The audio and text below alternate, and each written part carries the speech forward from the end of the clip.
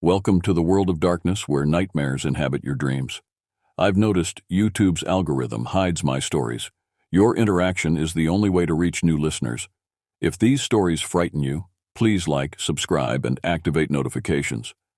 Any comment, however brief, helps spread my stories to other horror fans. Now relax, close your eyes, and let the rain wash away your thoughts as I guide you through tonight's terrifying tale.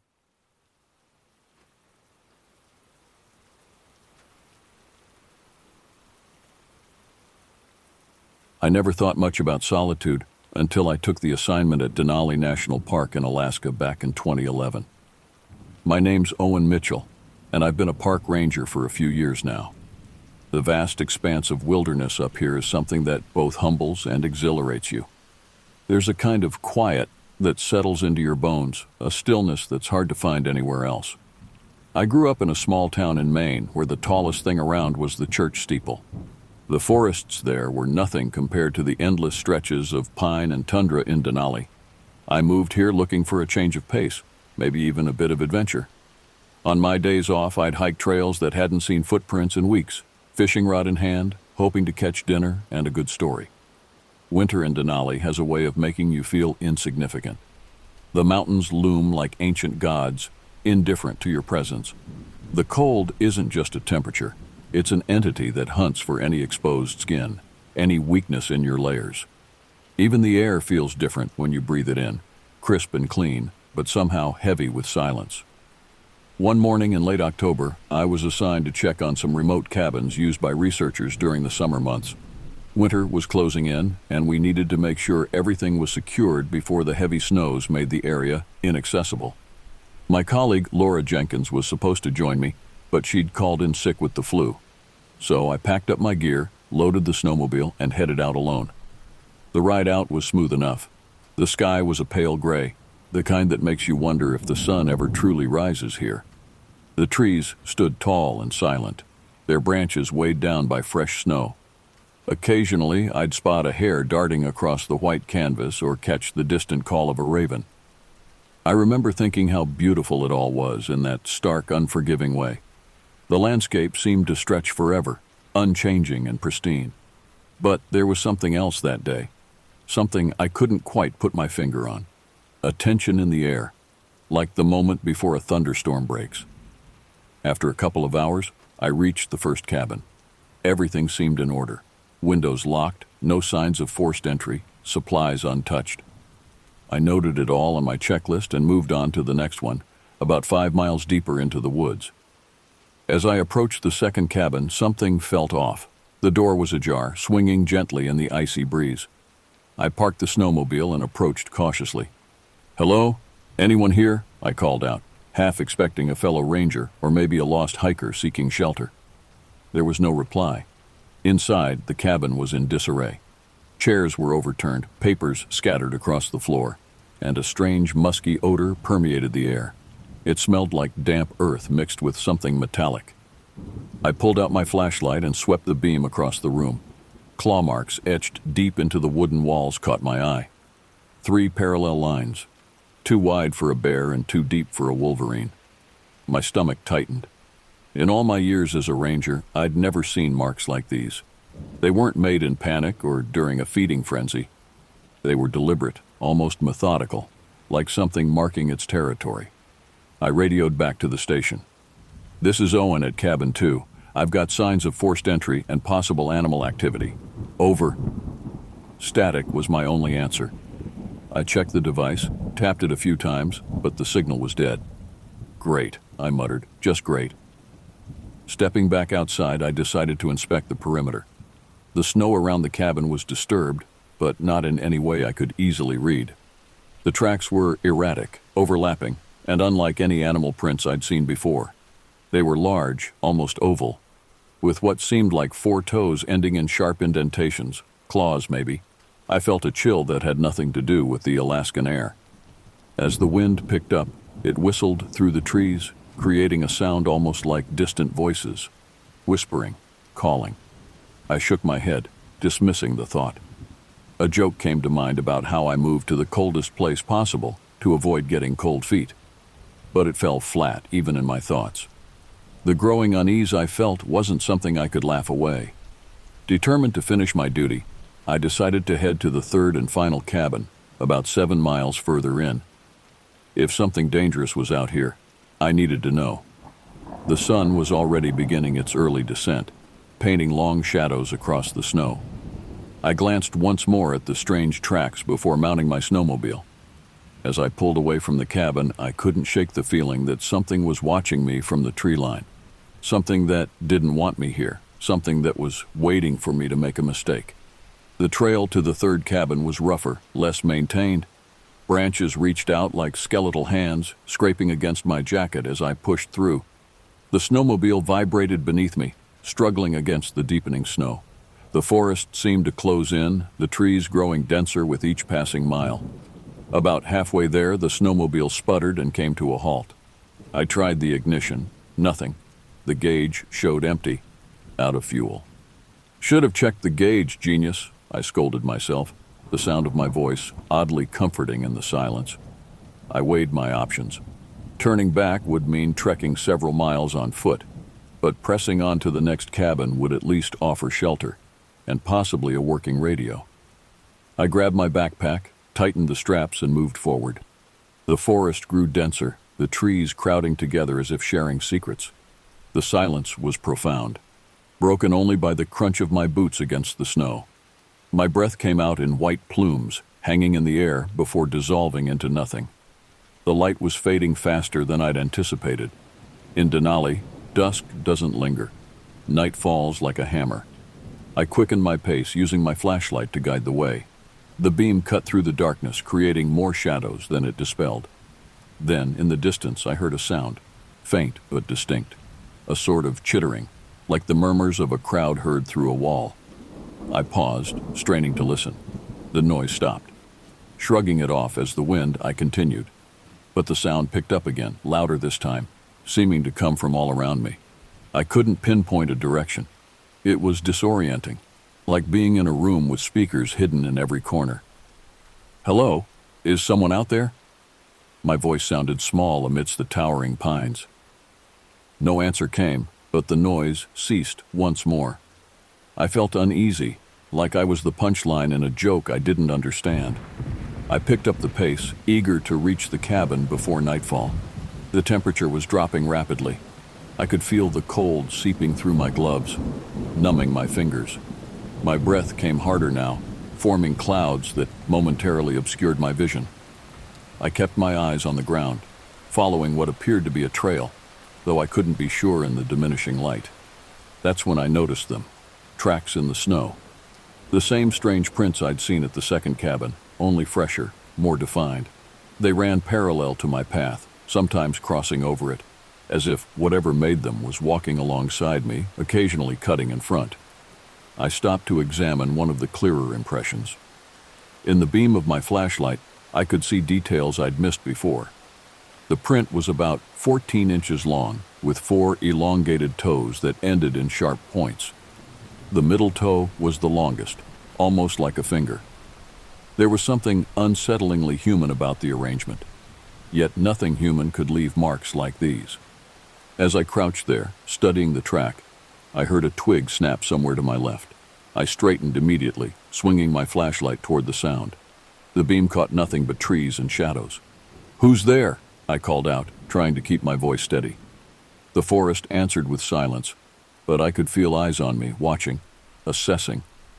I remembered stories the native Athabascan guides would tell sometimes, tales of creatures that lived in the deepest parts of the wilderness, things that weren't quite animal but certainly not human either.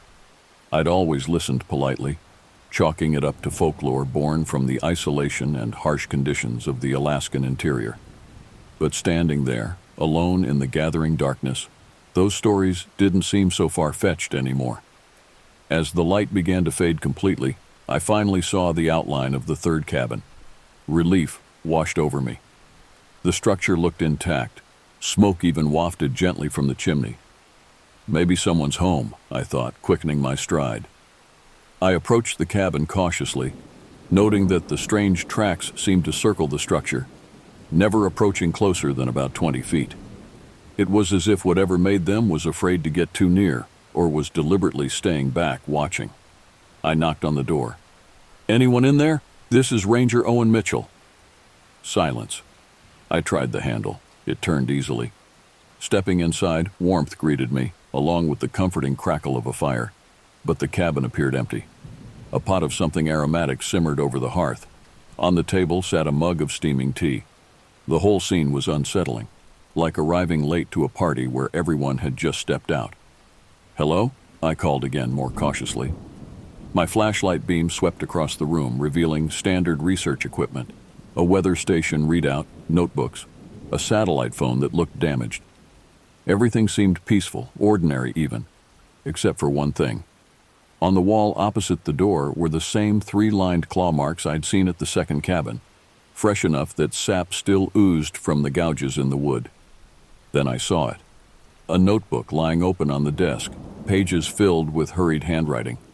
Curiosity got the better of me. I approached and began to read. The notebook was filled with the kind of handwriting that comes from someone writing in haste, slanted, pressed hard into the paper, some words nearly illegible. I flipped through the first few pages, which contained ordinary research notes on wildlife migration patterns. But around page 15, the tone changed dramatically. Day 11. We've barricaded the doors and windows. Food supplies are low. The radio isn't working. Sarah is starting to panic. I flipped to the next entry. Day 12. The creature is more intelligent than we thought. It watches, studies. Last night it mimicked Jacob's voice. We almost opened the door. A cold knot formed in my stomach. This wasn't a research team I was aware of, and their observations didn't match any known predator behavior in the area. I turned another page. Day 13. If you're reading this, we didn't make it. The creature can imitate sounds, perhaps even voices. Do not trust anything you hear outside. Do not go into the woods at night. The last entry was dated just 2 days ago. I looked around the cabin with new eyes, noting details I'd missed before. The chair pushed against the door handle, the windows sealed with duct tape, the emergency flares lined up on the counter, ready for use. Just then, a soft knock came at the door. I froze. "Owen, is that you?" A woman's voice called out. Laura's voice. My mind raced. Laura was sick back at the station over 30 miles away. There was no way she could be here. "Owen, please open the door. I need help." I backed away, heart pounding. The door rattled as the knocking grew more insistent. "Let me in. It's cold out here." I glanced around for a weapon, anything. Grabbing a fireplace poker, I positioned myself near the back of the cabin. The door handle twisted slowly. I watched in horror as it opened, revealing not Laura, but something else entirely. It stood upright like a human, but was covered in coarse, matted fur. Its face was elongated, resembling that of a hyena, but with patches of bare skin stretched tight over protruding bones. Sharp teeth glinted as it pulled back cracked lips into a grotesque approximation of a smile. It stepped inside, moving with an unnatural grace. The creature tilted its head, eyes reflecting the firelight with a predatory gleam. "Stay back," I shouted, brandishing the poker. It opened its mouth, and Laura's voice came out. "Owen, it's me. Don't you recognize me?" The voice was perfect, the same slight Virginia accent, the same way she'd say my name with the emphasis on the first syllable. But it came from this thing, this monstrosity that was certainly not Laura. A twisted sense of anger bubbled up. "That's not funny." The creature took another step forward. Without thinking, I swung the poker. It connected with a dull thud against the creature's arm. It let out a sound, a mix between a laugh and a snarl that sent a shiver down my spine. It lunged at me, and we both fell to the floor. Its claws tore at my jacket, narrowly missing flesh. The stench of its breath was overpowering, a foul mix of decay and damp earth. I kicked upwards, pushing it off me. Scrambling to my feet, I made a dash for the door. The creature was fast, but the cluttered cabin slowed it down. Bursting outside, I ran blindly into the woods. Behind me, the creature gave chase, crashing through the underbrush. The fading light made it difficult to see, but I didn't dare slow down. Branches whipped at my face, roots threatened to trip me with every step. I could hear it gaining on me, its breathing a ragged wheeze that seemed to echo from multiple directions at once. The forest itself seemed alive, conspiring against me, branches reaching out to snag my clothing, roots rising to catch my feet. Ahead, I spotted a narrow ravine. Without time to think, I leaped across, barely making it to the other side. I heard the creature skid to a halt behind me. For a moment, there was silence. Then, it began to mimic again. This time, it was my own voice. "Help! Somebody help me!" The effect was unnerving. Hearing my own pleas echoed back at me almost made me stop, but I pressed on. The creature let out a frustrated howl, then began to pace along the edge of the ravine, searching for a way across. I took the opportunity to put more distance between us, diving deeper into the forest. The darkness was almost complete now, but the moon provided just enough light to navigate by. My lungs burned, each breath a struggle in the cold air. After what felt like hours, I emerged into a clearing. Moonlight illuminated an old maintenance shed we hadn't used in years. I ducked inside, bolting the door behind me. The shed was small, filled with rusted tools and old equipment. I searched frantically for anything useful. In the corner, I found a flare gun with one shot left. Not much of a weapon, but better than nothing. A scratching sound came from the door. Then the creature spoke in another voice, my father's, whom I hadn't seen in years. "Son, open up, it's okay." My hands shook as I loaded the flare gun. "You're not real," I whispered. The door creaked as the creature began to force its way in. Wooden splinters flew as its claws tore through. As it squeezed through the gap, I fired the flare gun. The bright light hit the creature square in the chest, igniting its fur. It let out a shriek unlike anything I'd ever heard, thrashing wildly as flames consumed it. Seizing the moment, I kicked open a loose plank on the side of the shed and slipped out. The creature was distracted, giving me a precious few minutes to put distance between us. I stumbled upon an old service trail and followed it until I saw headlights in the distance. A park maintenance truck was idling. 2 rangers inside finishing up their rounds. Waving my arms, I shouted, "Hey, over here!" They saw me and pulled up.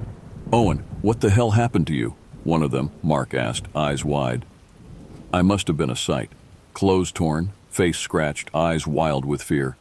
But I was alive, and at that moment, nothing else mattered. The ride back to the ranger station was a blur. Mark and his partner, Dave, tried to get me to explain what happened, but I couldn't find the words. How do you tell someone you were attacked by a creature that shouldn't exist? That it could mimic voices with perfect accuracy? That it had intelligence behind its predatory eyes? "There's something out here," I finally managed to say. "We need to get back to the station now." They didn't ask any more questions, sensing the urgency in my voice.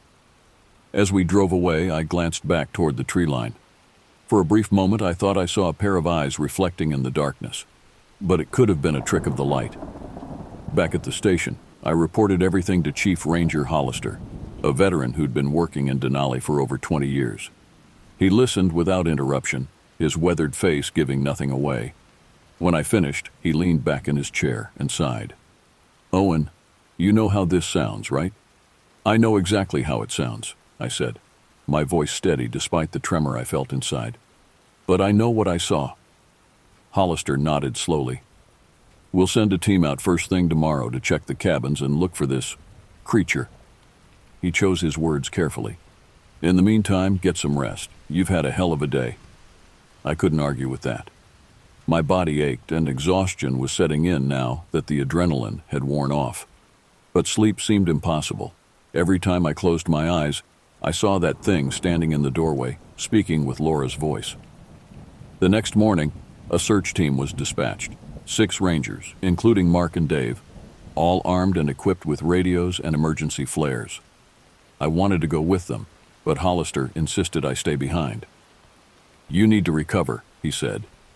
But I could tell he was worried about my state of mind. They returned late that afternoon. They'd found the second cabin just as I described, furniture overturned, claw marks on the walls. But the third cabin was empty. No pot on the stove, no steaming mug, no notebook. And the shed I'd taken refuge in was burned to the ground, the fire attributed to a faulty propane tank that had been stored inside. As for tracks, they found plenty: moose, wolf, even a bear that had wandered through recently. But nothing matching my description of the creature's prints. The snow had been disturbed in places, but a light snowfall overnight had obscured much of the evidence. Officially, it was written off as a bear attack, with my more fantastical observations attributed to hypothermia and shock. Unofficially, those of us who knew kept a wary eye on the woods. A week later, a group of hikers went missing in the same area. Their bodies were found days later, showing signs of an animal attack, though the details didn't add up. The patterns were too erratic, the injuries unlike those from any known predator. The park was temporarily closed for investigation. Wildlife specialists were brought in from Anchorage and even as far as Seattle. But no definitive answers emerged. They talked about unusual wolf behavior, possibly a rabid bear, or even a wolverine protecting its territory. None of those explanations satisfied me. During this time, I did some research of my own. I spoke with local Athabascan elders about the legends they'd grown up with. One story in particular caught my attention: the tale of the Nalugwijut, a creature that could change its voice to lure hunters away from their camps. It is very old, one elder told me, his eyes distant as if looking back through countless winters. Older than the mountains, perhaps. It sleeps for many years, then awakens hungry. How do you stop it? I asked. He smiled sadly. You don't. You recognize its tricks and stay away. It is not evil, not as you understand it. It is like the winter, harsh, deadly, but part of this land. I also discovered that the research team whose notebook I'd found had never officially existed. According to park records, no team had been assigned to that cabin this season. When I mentioned the names from the notebook, Sarah and Jacob, Hollister looked at me strangely. Owen, Sarah Matthews was a researcher who worked here 5 years ago. She disappeared during a solo expedition. Jacob Chen was her colleague who went looking for her. He never came back either. A chill ran down my spine. That's impossible. The notebook entry was dated 2 days before I found it. Hollister shook his head. I don't know what to tell you. Maybe someone's playing a sick joke. But I knew it wasn't a joke. Something was out there.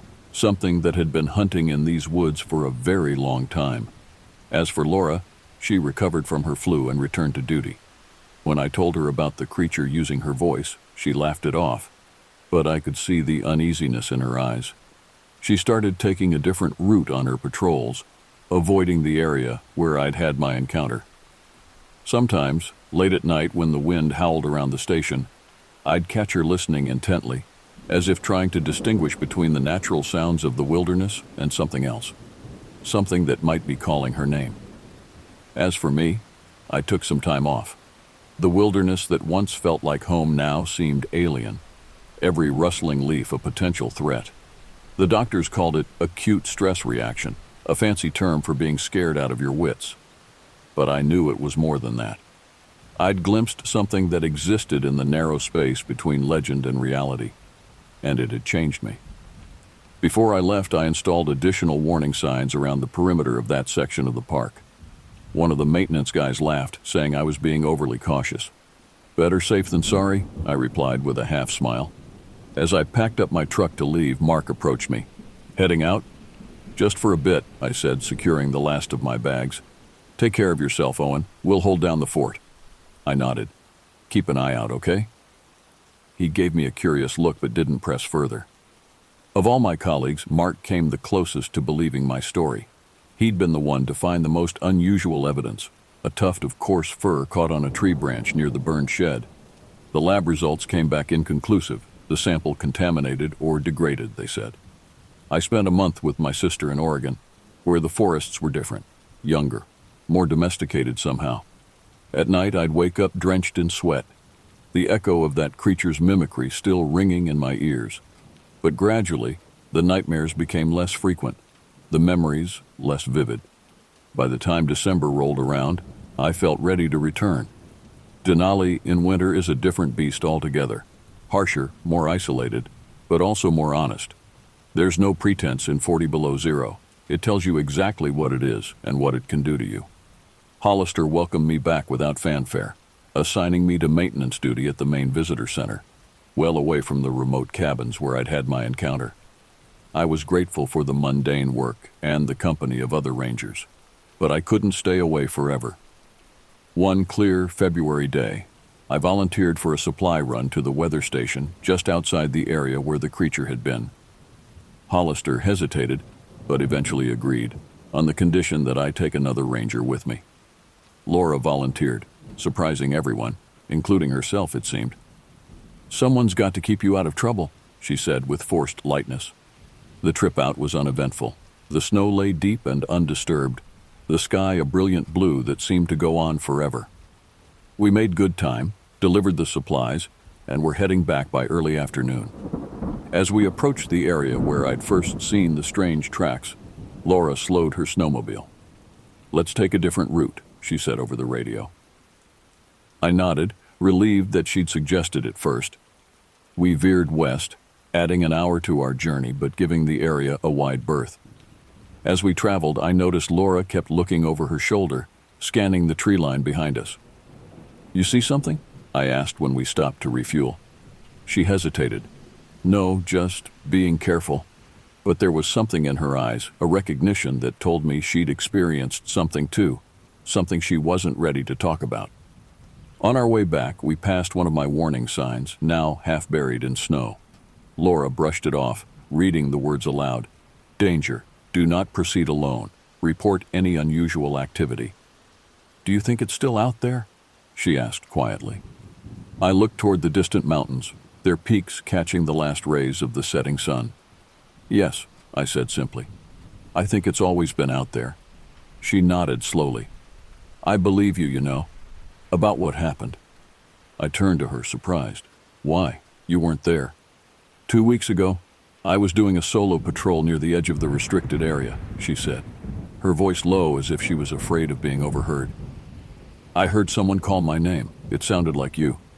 But I knew you were at the station that day." A chill ran through me that had nothing to do with the temperature. "What did you do?" "I got the hell out of there," she said with a weak smile. "Didn't even look back.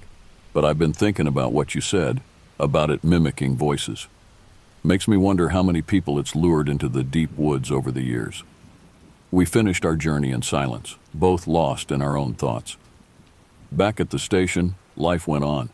The park reopened fully by spring, the mysterious deaths attributed to an unusually aggressive wolf that had since moved on or been killed by hunters. Most people accepted the explanation, eager to put the troubling events behind them. As for the creature, there were no more confirmed sightings, though rumors persisted. A backpacker claimed to have heard his girlfriend calling for help, only to find her safely asleep in their tent.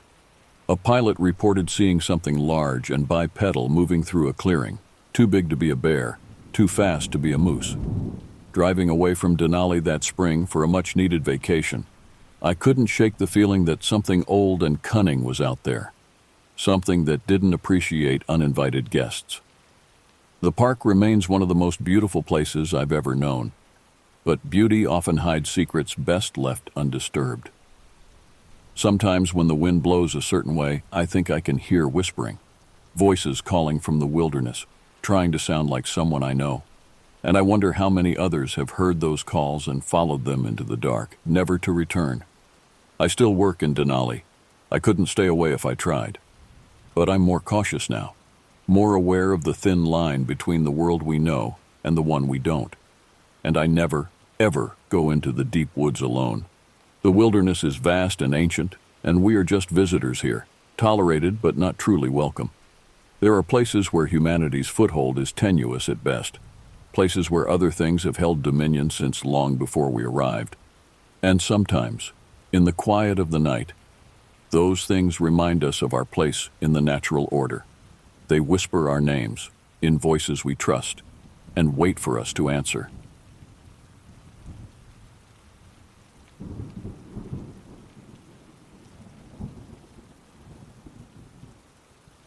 The decision to move to the mountains came after 25 years of corporate servitude had finally broken my spirit. By March of 2012, I had accumulated enough savings to purchase a modest cabin nestled in the Blue Ridge Mountains of northern Georgia. At 52, I craved the solitude that only nature could provide, away from the constant notifications and deadlines that had dominated my existence. The property listing described it as secluded and peaceful, but these words failed to capture the profound isolation that awaited me. 5 acres of densely wooded land surrounded the cabin, which perched precariously on a steep mountainside. The nearest neighbor was nearly 2 miles away as the crow flies, and nearly 4 by the winding gravel road that connected our properties. My wife Judith supported the move, but couldn't join me immediately. Her position at the hospital required a proper transition period, meaning I would spend the first month alone in our new home. The prospect didn't bother me. I had always been comfortable with solitude. The cabin itself was a sturdy structure built in the 1970s by a retired engineer with a penchant for over-engineering.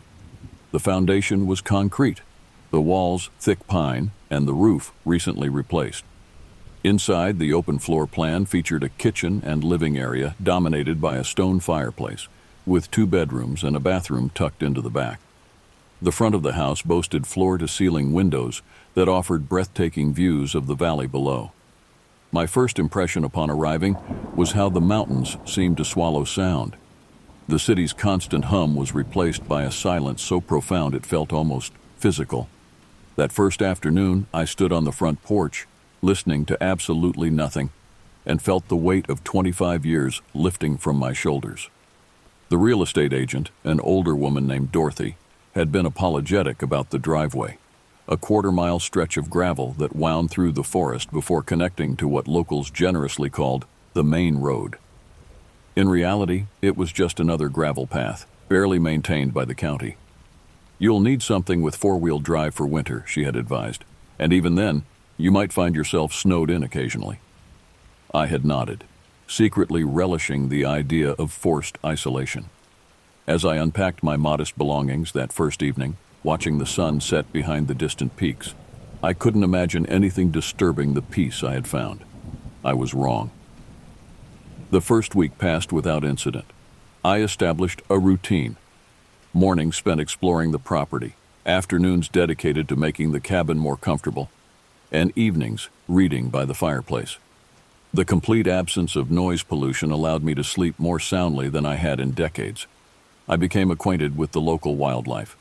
Deer that grazed at the edge of my clearing each morning, a family of raccoons that investigated my garbage cans despite my best efforts to secure them, and countless birds whose songs formed a natural symphony each dawn.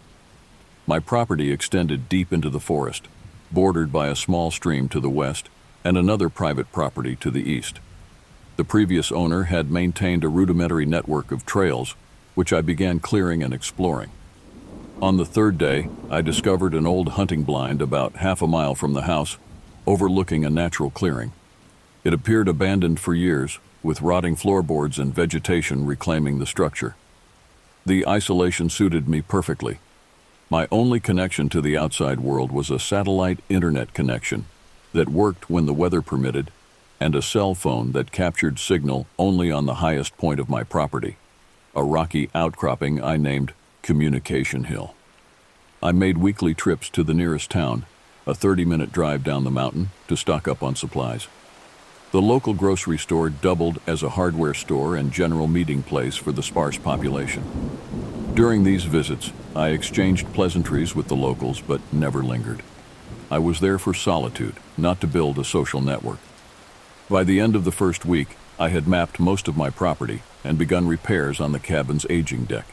Physical labor felt therapeutic after years behind a desk, and I fell into bed each night pleasantly exhausted. On day 8, I received my first visitor, a forest ranger named Bennett, who stopped by to introduce himself. He was a tall, weathered man with a gray beard and eyes that seemed to look through rather than at you. "Just checking in on the new resident," he explained, declining my offer to come inside. "Winter's over, but spring can be tricky. Flash floods, fallen trees blocking roads. Best to be prepared." "I appreciate the warning," I replied. "I've stocked up on essentials." Bennett nodded, his gaze drifting to the forest behind me. "These mountains have been here long before us, and will be here long after. They don't much care for human comfort." With that cryptic statement, he handed me a card with his number and departed, his Forest Service truck grinding down my gravel driveway. That night, I experienced my first storm in the mountains. The rain lashed against the windows with impressive force, and thunder echoed between the peaks with a resonance impossible in the flatlands. I stood at the glass wall facing the valley, watching lightning illuminate the landscape in brilliant flashes, feeling wonderfully small against nature's display. When I finally went to bed, I slept soundly, lulled by the rhythm of the rain on the roof. In retrospect, those first peaceful days were the mountain's way of lowering my guard before revealing their true nature. The subtle shift began on the 12th day. I awoke to find the front door ajar, swinging gently in the morning breeze. I was certain I had locked it the night before, a habit ingrained from decades of city living. I checked the house thoroughly, finding nothing missing or disturbed. Must not have pulled it closed properly, I muttered to myself, dismissing the incident. That same afternoon, while clearing brush from one of the more overgrown trails, I experienced an unsettling sensation of being watched. The forest surrounding me seemed suddenly foreign and hostile. I paused, wiping sweat from my brow, and scanned the trees. Nothing moved except the wind through the leaves. Yet the feeling persisted, raising the fine hairs on my arms and neck. After 10 minutes of standing perfectly still, listening intently to the forest sounds, I packed up my tools and returned to the cabin earlier than planned. The following day, I discovered fresh footprints in the mud near my woodpile, too large to be my own. They appeared to approach from the forest, circle the stack of logs, and return the way they came. I followed them to the edge of the tree line, where they disappeared into the underbrush. My first instinct was to call the police, but I reconsidered. What would I report? That someone walked near my cabin? In rural Georgia, trespassing wasn't uncommon. Hunters tracking game, hikers who'd strayed from public lands. Nothing was stolen or damaged. Still, I began locking the doors even during the day. That night, I woke abruptly at 2:18 a.m., according to the glowing numbers of my bedside clock. The cabin was silent, yet I felt absolutely certain something had awakened me. I lay motionless, straining to hear anything unusual. After several minutes of nothing but the creaking of the cabin settling, I rose and checked each window and door. All were secure. Outside the forest was a wall of darkness beyond the feeble reach of my porch light. As I stood at the front window, peering into the night, I noticed a strange configuration of shadows at the edge of the light's reach. Something seemed to move, a slight shift in the darkness that didn't match the wind's pattern through the trees. I flipped on the exterior floods, bathing the front yard in harsh light. Nothing was there. Yet, as I turned the floods off and prepared to return to bed, I could have sworn I saw something retreat into the darkness, a shape moving with deliberate purpose, rather than the random motion of shadows. Sleep evaded me for the remainder of the night. I sat in the living room with a cup of tea, watching the darkness through the windows, until dawn gradually reclaimed the forest. The next morning, I discovered more footprints, this time on the front porch and around the perimeter of the cabin. They were the same size as before, but now they formed a complete circuit of my home, pausing at each window. The implications disturbed me deeply. Someone had been studying my home, looking in at me while I slept. I drove to town that day and purchased additional locks for the doors and windows, along with a shotgun from the local hunting supply store. The owner, a bald man with a friendly smile, didn't question my sudden interest in home security. Living alone up in these mountains, I'd do the same, he said, showing me how to load and clean the weapon.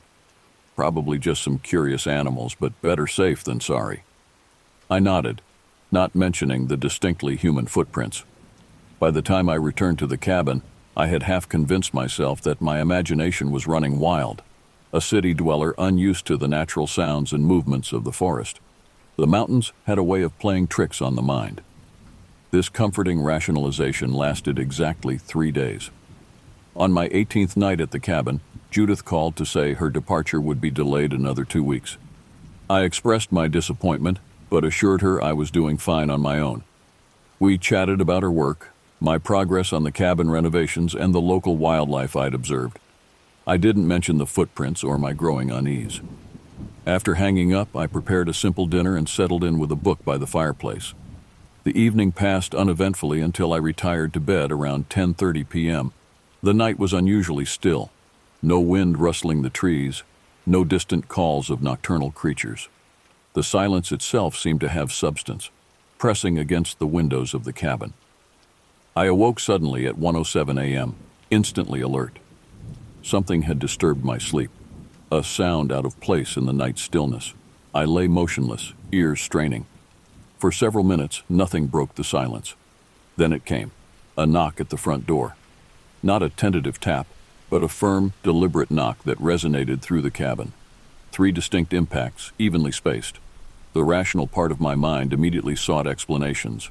A ranger checking on me, a lost hiker seeking assistance, a neighbor with an emergency. But these rationales couldn't account for the complete absence of vehicle sounds. My driveway's gravel announced approaching cars long before they reached the cabin. I slid silently from bed and retrieved the shotgun from under it. The wood was cool against my palms as I loaded it with trembling hands. Moving to the bedroom doorway, I called out, "Who's there?" No response. The silence stretched for nearly a minute before the knocking resumed, louder, more insistent. The same pattern, 3 firm knocks. The front door featured a large glass panel that offered a view of the porch and yard beyond. From my position, I couldn't see who stood at the door without exposing myself. The thought of approaching the glass with someone on the other side made my heart hammer against my ribs. "This is private property," I shouted, trying to project confidence. "I'm armed. Identify yourself." Again, no response. Just the oppressive silence. I steeled myself and moved into the hallway, keeping the shotgun leveled. The floorboards creaked beneath my weight as I approached the door. Through the glass, I could see the porch was empty.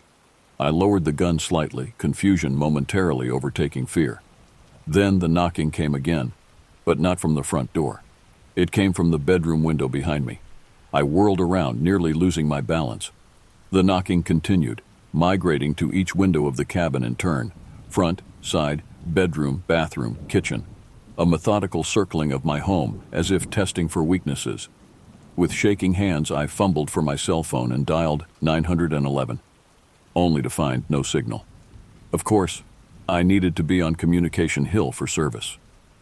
The knocking stopped as suddenly as it had begun. In its place came a new sound, the soft scrape of something moving along the outer walls, circling the cabin just as the knocking had done. It moved with a deliberate slowness that suggested a taunting familiarity with my fear. I positioned myself in the center of the living room, back to the fireplace, shotgun aimed at the front door. From this vantage point, I could see most of the cabin's interior. The scraping continued its circuit, pausing occasionally as if considering an entry point. For 3 hours, this psychological warfare continued, sometimes knocking, sometimes scraping, sometimes complete silence that proved more terrifying than either. During one of the silent periods, I heard the distinct sound of footsteps on the cabin's roof, measured, deliberate steps directly above my head. At 4:21 a.m., everything stopped. The pre-dawn stillness returned as if nothing had happened. I remained frozen in position, shotgun ready, until the first light of morning filtered through the windows. When I finally gathered the courage to look outside, I found the muddy ground around my cabin crisscrossed with footprints, the same large prints I'd seen earlier. They approached from the forest to the north, circled the entire structure multiple times, and then retreated in the same direction. I followed them to the tree line, shotgun clutched in white-knuckled hands, but lost the trail where the forest floor became a carpet of pine needles. The day after the visitation, I drove to town in a state of exhausted paranoia, constantly checking my rearview mirror. My first stop was the sheriff's office, a modest building adjacent to the town's single traffic light. Sheriff Donovan was a compact man with silver-streaked hair and a weathered face that suggested decades of outdoor work. He listened patiently as I recounted the previous night's events, occasionally jotting notes on a legal pad. "And you didn't see anyone?" he asked when I finished. "No, just heard them, and the footprints." "Did you take photos of these prints?" I hadn't, a fact that now seemed incredibly stupid. The sheriff nodded, unsurprised by my oversight. "Terror does that," he said simply. "Makes you forget the obvious. I'll send Deputy Wilson up with you to check things out." Deputy Wilson proved to be a young woman with sharp eyes and a no-nonsense demeanor. She photographed the footprints around my cabin and took measurements. Her expression remained neutral, but I caught a flicker of concern when she examined the pattern. "They definitely circled your house," she confirmed. "Multiple times. Size 12 boot, probably male given the depth of impression. Could be a hunter trespassing. Could be teenagers looking to scare the new guy." "Hard to say." "At 1 in the morning?" I asked. Wilson shrugged. "People do strange things for their own reasons." She handed me a card. "Call if it happens again. We'll increase patrols on the main road, but—" She didn't need to finish. We both knew the chances of catching someone in such remote terrain were slim. After she left, I drove to the local hardware store and purchased motion-activated floodlights, which I installed at each corner of the cabin. I also bought a battery-powered emergency radio, additional locks, and window bars for the bedroom. That evening, I visited the only establishment in town that could reasonably be called a restaurant, a family-owned diner serving classic American comfort food. I wasn't hungry, but I needed to be around people.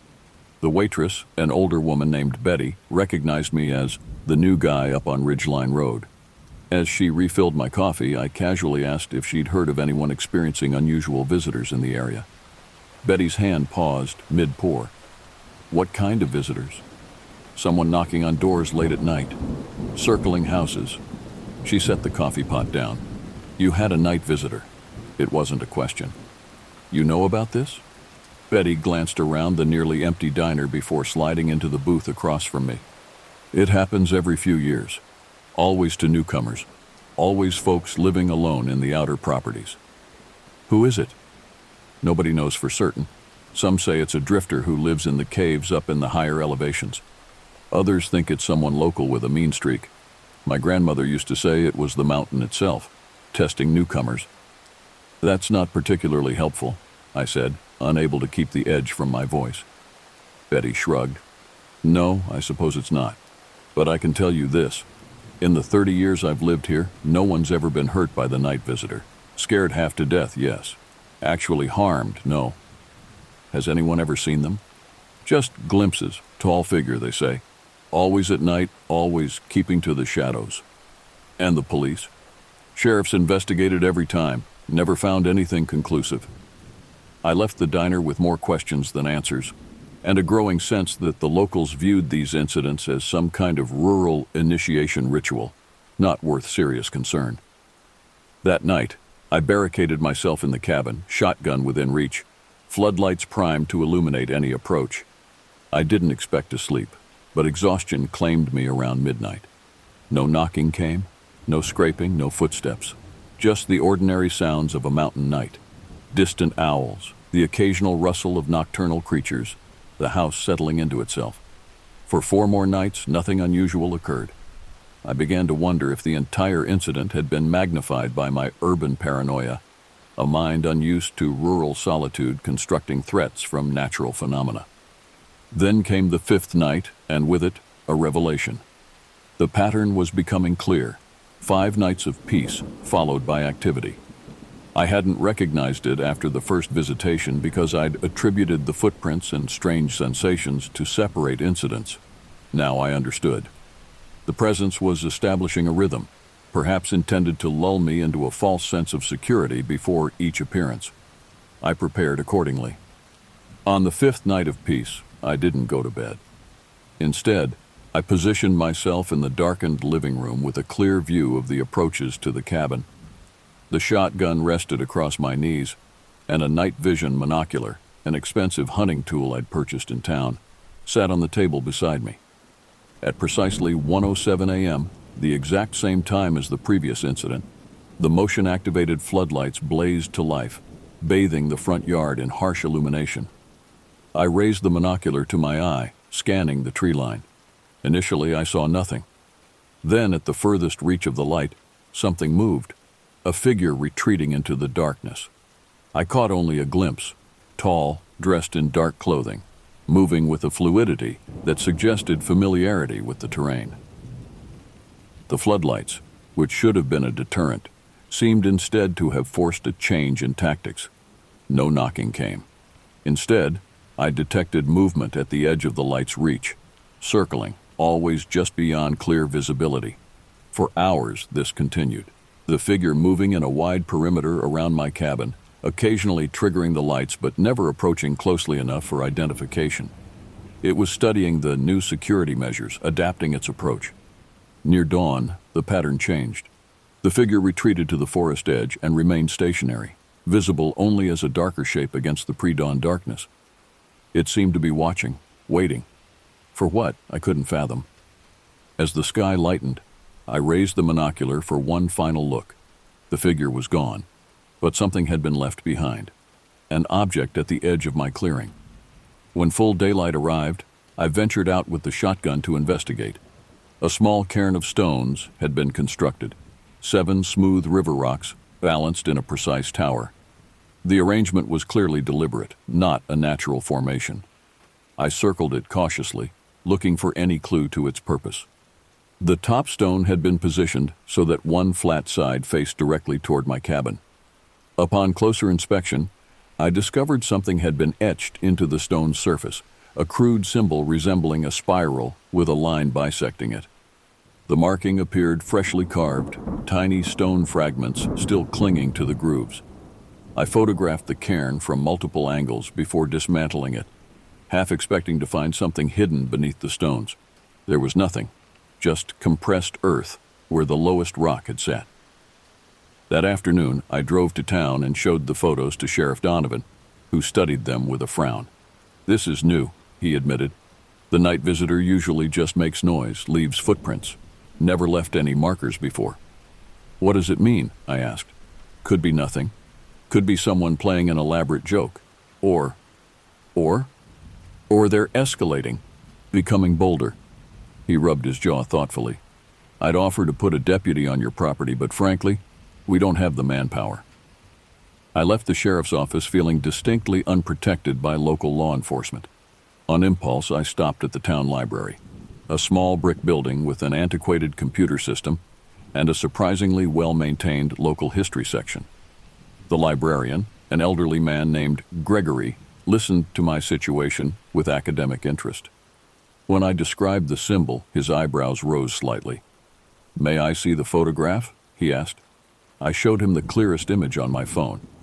Gregory studied it for a long moment before retrieving a large leather-bound volume from a locked cabinet behind the desk. "This is a compilation of local folklore and history," he explained, carefully turning brittle pages. "Compiled in the 1930s by a WPA worker documenting Appalachian culture." He found what he was looking for and turned the book toward me.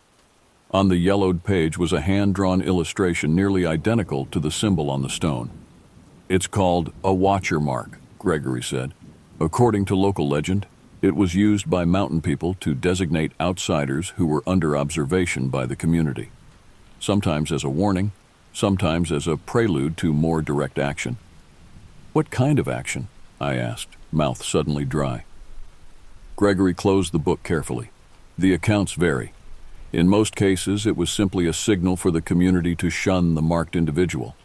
In more extreme instances," he paused, "let's just say the mountains have their own justice system, historically speaking. You're saying someone from the community is targeting me? I'm saying this symbol has historical significance in these mountains. Whether the person using it understands that significance is another question entirely." I left the library with photocopies of the relevant pages and a growing certainty that my night visitor was not some random drifter, but someone with connection to the area's history and traditions. That night, I didn't wait for the visitor to come to me. I decided to change the dynamic. Armed with the shotgun, a powerful flashlight, and a handheld GPS, I positioned myself in the hunting blind I'd discovered earlier. It offered a clear view of the cabin while providing concealment. My plan was simple: observe who or what approached my home, document their presence, and if necessary, confront them from a position of advantage. I settled in at sunset, prepared for a long night of surveillance. Hours passed uneventfully. Periodically, I checked the GPS to ensure I could find my way back in darkness if needed. The night grew increasingly cold, my breath forming small clouds in the hunting blind. At 1:05 a.m., 2 minutes before the expected time of appearance, I detected movement at the forest edge opposite my position. A tall figure emerged from the trees, moving with extraordinary stealth. Even watching intently, I could barely track their progress through the underbrush. The figure paused at the edge of the clearing, surveying the cabin. It appeared to be a man, dressed in dark clothing that blended with the forest. Something about his posture suggested tension, a predator assessing potential danger. After several minutes of observation, he moved toward the cabin, triggering the floodlights. Rather than retreating, he froze, becoming a stark silhouette in the artificial glare. He was indeed tall, well over 6 feet, and wore what appeared to be a canvas jacket and work pants. A dark hat obscured his features. For nearly 5 minutes, he remained motionless in the light, as if deliberately allowing himself to be seen. Then, with deliberate slowness, he raised one hand and made a gesture toward the cabin, a circular motion followed by a slashing movement. The gesture completed, he turned and looked directly toward the hunting blind where I was concealed. Though I couldn't see his face clearly, I felt his awareness of my presence with absolute certainty. He knew I was watching. Abandoning stealth, I raised the shotgun and chambered a round, the mechanical sound carrying clearly in the night air. The figure didn't flinch or flee. Instead, he nodded slowly, a deliberate acknowledgement, before turning and walking unhurriedly back into the forest.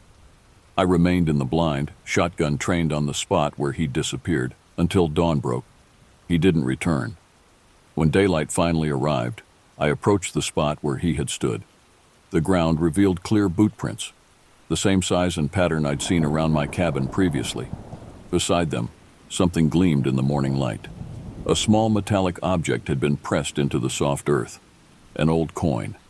I carefully extracted it, brushing away the dirt. It appeared to be a silver dollar, dated 1899, with a small hole drilled near the edge. The hole suggested it had once been worn as a pendant or charm. This tangible evidence renewed my determination to identify the visitor. I photographed the coin and the footprints before returning to the cabin to prepare for a trip to town. At the sheriff's office, Donovan examined the coin with interest. Hold coins have significance in mountain folklore, he explained. They're said to ward off evil or bring protection.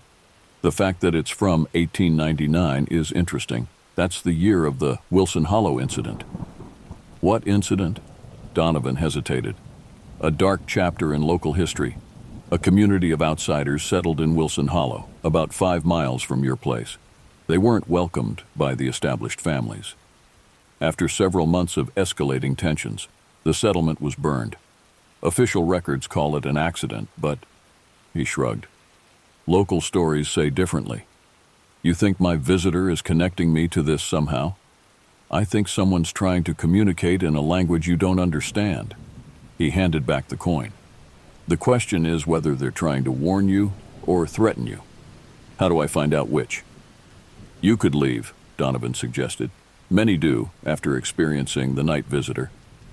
And if I don't want to leave? The sheriff studied me thoughtfully. Then you need to speak with someone who understands the old ways. There's a woman named Eleanor Ridgway who lives up on Pine Mountain. She's the closest thing we have to a local historian. If anyone can interpret what's happening, it's her. Finding Eleanor proved challenging. She lived without a phone at the end of a barely passable dirt track. When I finally located her home, a well-maintained cabin nearly a century old, I was greeted by a spry woman in her 70s with alert eyes and a directness that bypassed all social niceties. "You're the new one on Ridgeline Road," she stated before I could introduce myself. "The one with the night visitor." News traveled fast in small communities. I didn't bother asking how she knew. "I need to understand what's happening," I said. Eleanor gestured me inside. The cabin's interior was an eclectic mix of traditional Appalachian crafts and modern conveniences. She indicated a chair at a worn kitchen table and sat opposite me. "Show me what you've brought," she said. I placed the coin on the table between us. Eleanor didn't touch it, merely studied it with narrowed eyes. "Where was this found?" I explained the previous night's encounter in detail. Eleanor listened without interruption, her expression unchanging. "The visitor is testing you," she said finally. "The watching, the circling, the marks, all tests. The coin is the final piece." "Testing me for what?" To see if you belong. She tapped the coin with one finger. This particular coin has history. It belonged to a man named Joseph Keegan, the last outsider to successfully integrate into the mountain community after being tested. That was in 1947. How do you know that? Because Joseph was my father. She picked up the coin, turning it over in her fingers. After his death, this coin disappeared from our family collection. I always wondered where it went. So the person testing me stole this coin? Or inherited it from whoever did? She handed the coin back to me. The fact that it was given to you is significant. It means you're being offered a choice. What choice? Stay and become part of the mountain, or leave and remain a stranger. The old families have their ways of protecting what they consider theirs. The night visitor is their messenger. Who is he? I pressed. Eleanor smiled thinly. That's not my information to share, but I can tell you this. He'll come one more time. When he does, your response will determine whether you find peace here or not. I returned to the cabin with Eleanor's words echoing in my mind. The coin felt heavy in my pocket, a tangible connection to a tradition I was only beginning to comprehend. According to Eleanor, the third visit would come exactly 5 nights after the second, maintaining the established pattern. I spent those days in preparation, not for confrontation, but for communication.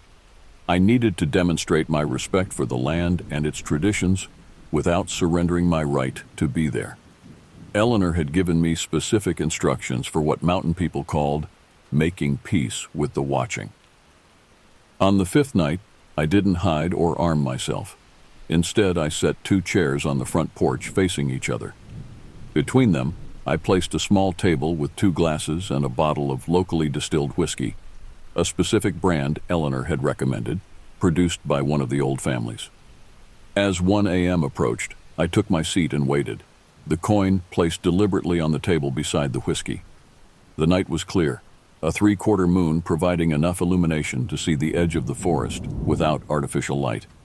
I had disabled the motion sensors. At precisely 1:07 a.m., the figure emerged from the trees. He paused at the forest edge, observing the setup on the porch. For several long minutes, neither of us moved, a tableau of tension and possibility. Finally, he approached, moving with the same fluid grace I'd observed before. As he drew closer, details emerged, a weathered face with a gray beard, deep-set eyes under the brim of a worn hat, hands that showed decades of manual labor. He stopped at the foot of the porch steps, studying me without expression. "I've spoken with Eleanor Ridgway," I said, breaking the silence. "I understand this is a test." The man nodded almost imperceptibly.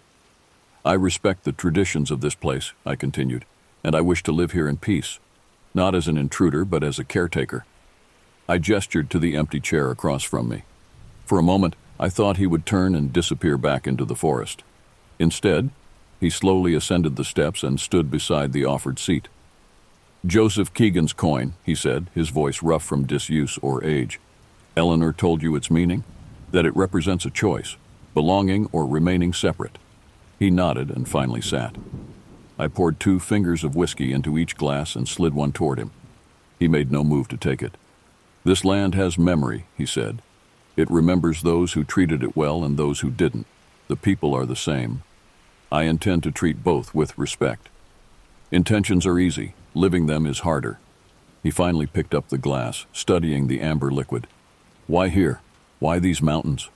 It was the question I'd expected, the one Eleanor had warned would come. My answer would determine everything. "Because I don't want to change this place," I said carefully. "I want it to change me." He considered this, then raised his glass slightly. 2 honest words. We drank. The whiskey burned pleasantly, warming my chest. "You have questions," he stated.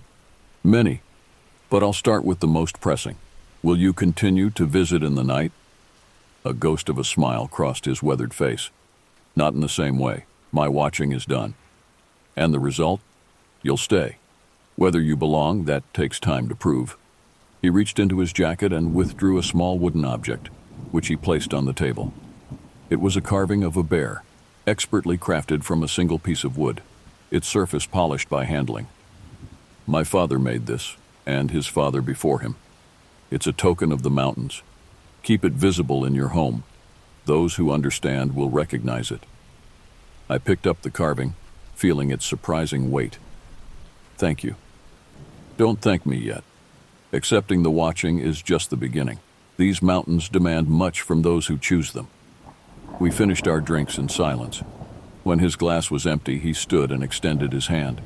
I rose and shook it, feeling calluses that spoke of decades of hard labor. My name is Samuel, he said. Most folks call me Ridge Sam. If you need guidance, ask for me in town. I've been there several times. No one mentioned you. They wouldn't until now. He released my hand. The old ways aren't dead, just quiet. Now you've been seen. Now you can see too. With that cryptic statement, he descended the steps and walked away, not toward the forest, but down my driveway. Minutes later, I heard the distant sound of an engine starting, the first confirmation that my visitor used mechanical transportation. The night visitor never returned to my cabin. Instead, I began to notice subtle changes in how I was treated in town. Shopkeepers who had been politely distant became conversational. I received invitations to community events that hadn't been mentioned before. Dorothy, the real estate agent, stopped by with a homemade pie and admitted she'd been worried about my adjustment period. 2 weeks later, Judith finally joined me at the cabin. By then, I had integrated into the community enough to understand that our acceptance wasn't guaranteed by my interaction with Ridge Sam. It was merely the beginning of a longer process. The mountains had their own rhythm, their own rules. Those who respected them found peace. Those who didn't eventually left. The night visitor was simply the first guardian of a tradition older than any living memory, ensuring that newcomers understood the choice before them. On our first evening together in our new home, I showed Judith the bear carving, now prominently displayed on our mantel. I told her a modified version of events, enough to explain its significance without alarming her. The locals have their traditions, I concluded. This is a sign that we're welcome. She examined the carving with artist's eyes, appreciating its craftsmanship. It's beautiful. Did you meet the carver? I thought of Ridge Sam, of our midnight conversation, of the ancient coin and its meaning. Yes, I replied.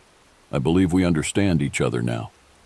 That night, I slept soundly for the first time since moving to the mountains. The forest had tested me, and I had passed the first trial. What future tests awaited remained to be seen, but I faced them without fear. The mountains had shared their first secret with me. In time, perhaps they would share more.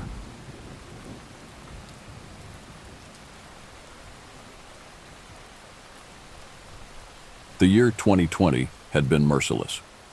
By late October, I had grown weary of the isolation, the constant stream of bad news, and the disappointment that followed the cancellation of every significant milestone that should have marked my senior year. Our graduation ceremony, reduced to a drive-through event where we collected our diplomas through car windows while wearing masks, felt like the final insult. Some of my classmates didn't even participate in the online classes, meaning they didn't graduate at all. The pandemic had stolen something irreplaceable from us. As Halloween approached, I found myself staring at my bedroom ceiling, scrolling through old photos from previous celebrations. The idea formed gradually. What if we could reclaim some normalcy, even for just one night? I knew it was against regulations. The social distancing mandates were clear. But after months of compliance and sacrifice, my patience had worn thin. We needed this. My apartment wasn't suitable. The last party I'd hosted resulted in several valuable items disappearing. I needed a different location, somewhere isolated enough to avoid complaints, but comfortable enough to host a small group. I opened Discord and messaged my closest friends about potential venues. My girlfriend Leanne immediately responded with enthusiasm, but had no suggestions.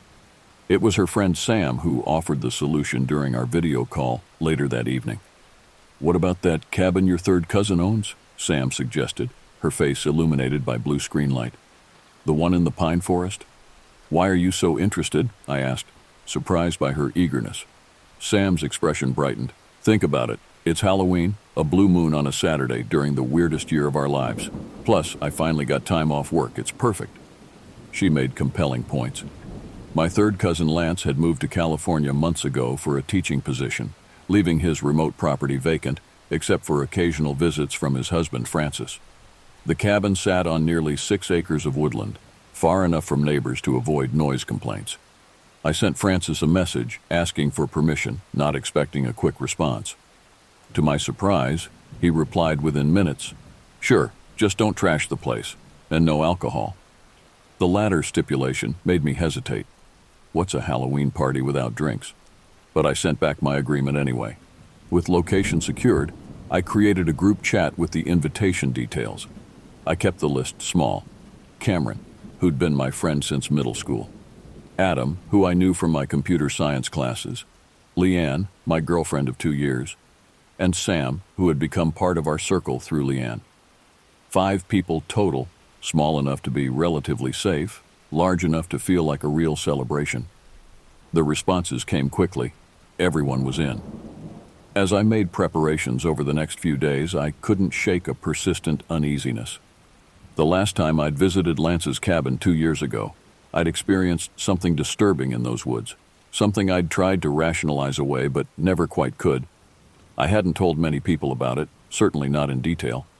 Only Leanne knew the full story, though I'd mentioned it vaguely to the others. Would returning there be tempting fate? I pushed the thought aside. Whatever I'd seen or thought I'd seen before was probably just wildlife. My imagination enhanced by darkness and solitude. With friends around, there would be nothing to fear. How catastrophically wrong I would prove to be. The drive to the cabin took just under 2 hours, winding through increasingly remote countryside as suburban developments gave way to scattered farms, then to dense woodland. Cell service became spotty 15 minutes before I reached my destination, and I made mental note to warn the others. I arrived first, as planned, to prepare the space. The cabin sat nestled among towering pines, its weathered exterior blending seamlessly with the surrounding forest. A wraparound porch circled the structure, and large windows reflected the afternoon sunlight. Despite its rustic charm, the isolation struck me immediately. The nearest neighbor was at least 2 miles away. The gravel driveway crunched under my tires as I parked. When I cut the engine, the silence was complete. No traffic noise, no distant conversations, not even the ambient hum of electricity that forms the background soundtrack of urban life. Just the occasional whisper of wind through pine needles, and the calls of birds I couldn't identify. I retrieved the key from beneath a false rock in the garden, just where Francis had said it would be, and entered the cabin. The door hinges protested with a drawn-out creak that seemed to echo through the silent rooms. The air inside smelled of wood and dust, with undertones of the pine forest that surrounded us. The main living area featured a stone fireplace, flanked by bookshelves filled with outdated field guides and dog-eared paperbacks. A large sectional sofa faced the fireplace, and a wooden dining table with 6 chairs occupied the adjacent space. The kitchen, though small, was well equipped, and a hallway led to 3 bedrooms and a bathroom. I began unloading supplies from my car, snacks, decorations, sodas, and, despite my promise to Francis, a significant quantity of alcohol hidden in innocent-looking grocery bags. As I arranged everything, I continued to feel a strange disquiet. The cabin seemed to absorb sound in a way that made every footstep, every movement, feel muffled and distant. Outside, the afternoon light was already beginning to fade. October days were short this far north, and the tall pines surrounding the property accelerated the transition to darkness. I turned on every light in the cabin, pushing back against the growing shadows.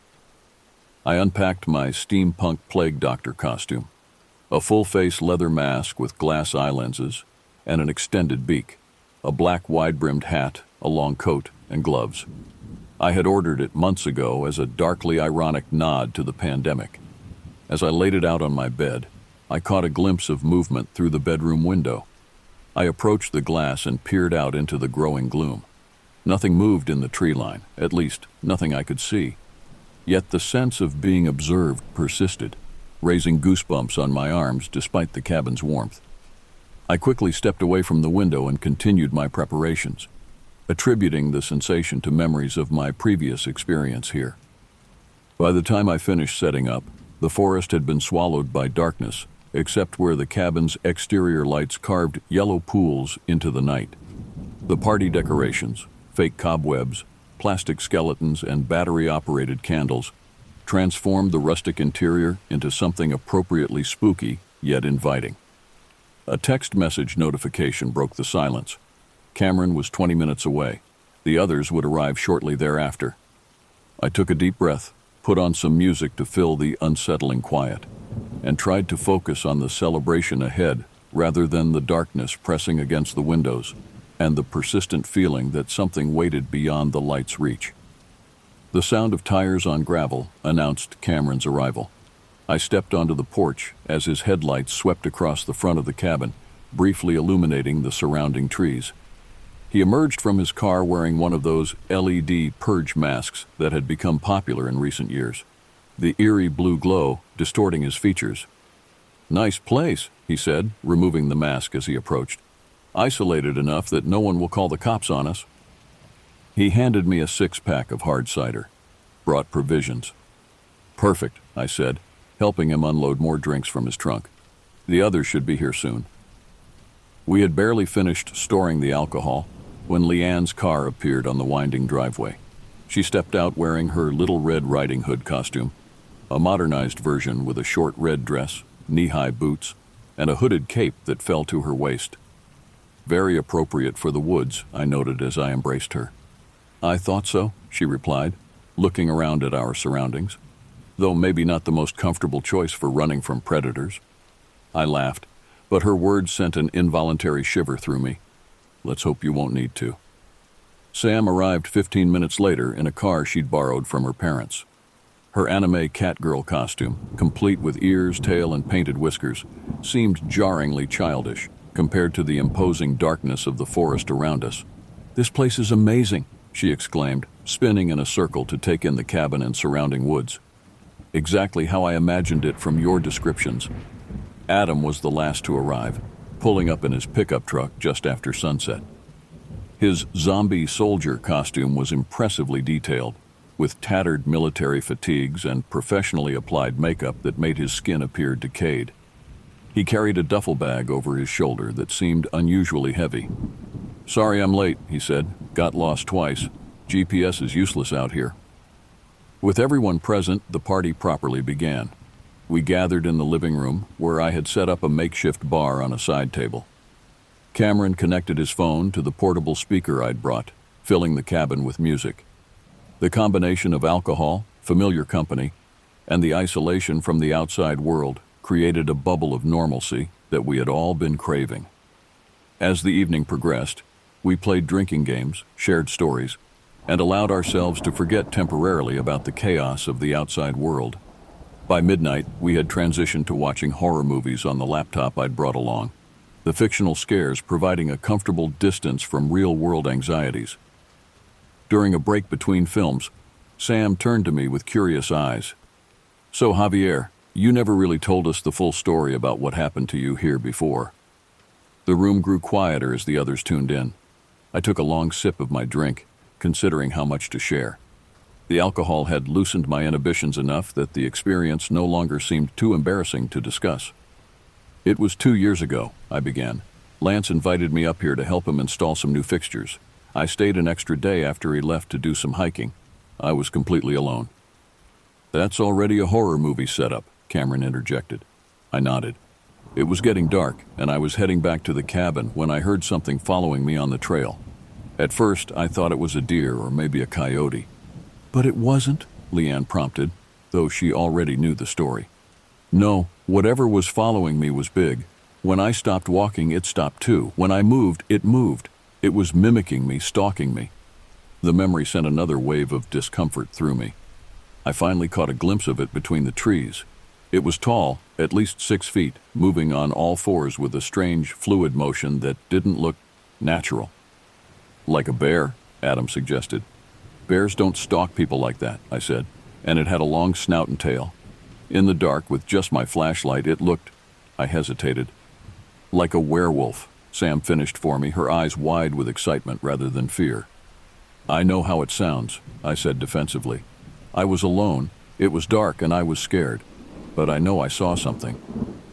Did you report it? Adam asked. To who? The forest ranger? Excuse me, I'd like to report a werewolf sighting. I shook my head. I convinced myself it was just a wolf or a coyote, maybe a mountain lion, and my imagination filled in the rest. But you don't really believe that, Sam pressed. I met her gaze. I don't know what I saw, I admitted. But whatever it wasn't a normal animal. The conversation shifted to other topics as we started the next movie, but I noticed Sam's thoughtful expression. She kept glancing toward the windows, where our reflections were superimposed over the impenetrable darkness outside.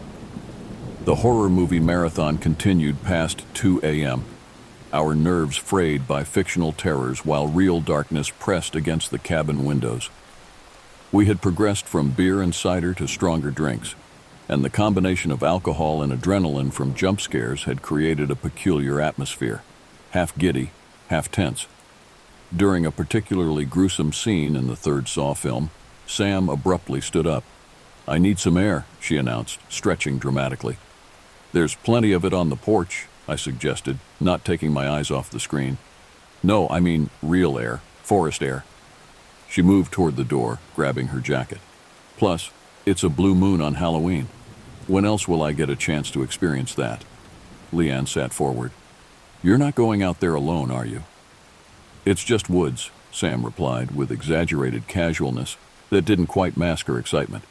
Besides, I want to see if I can spot Javier's werewolf.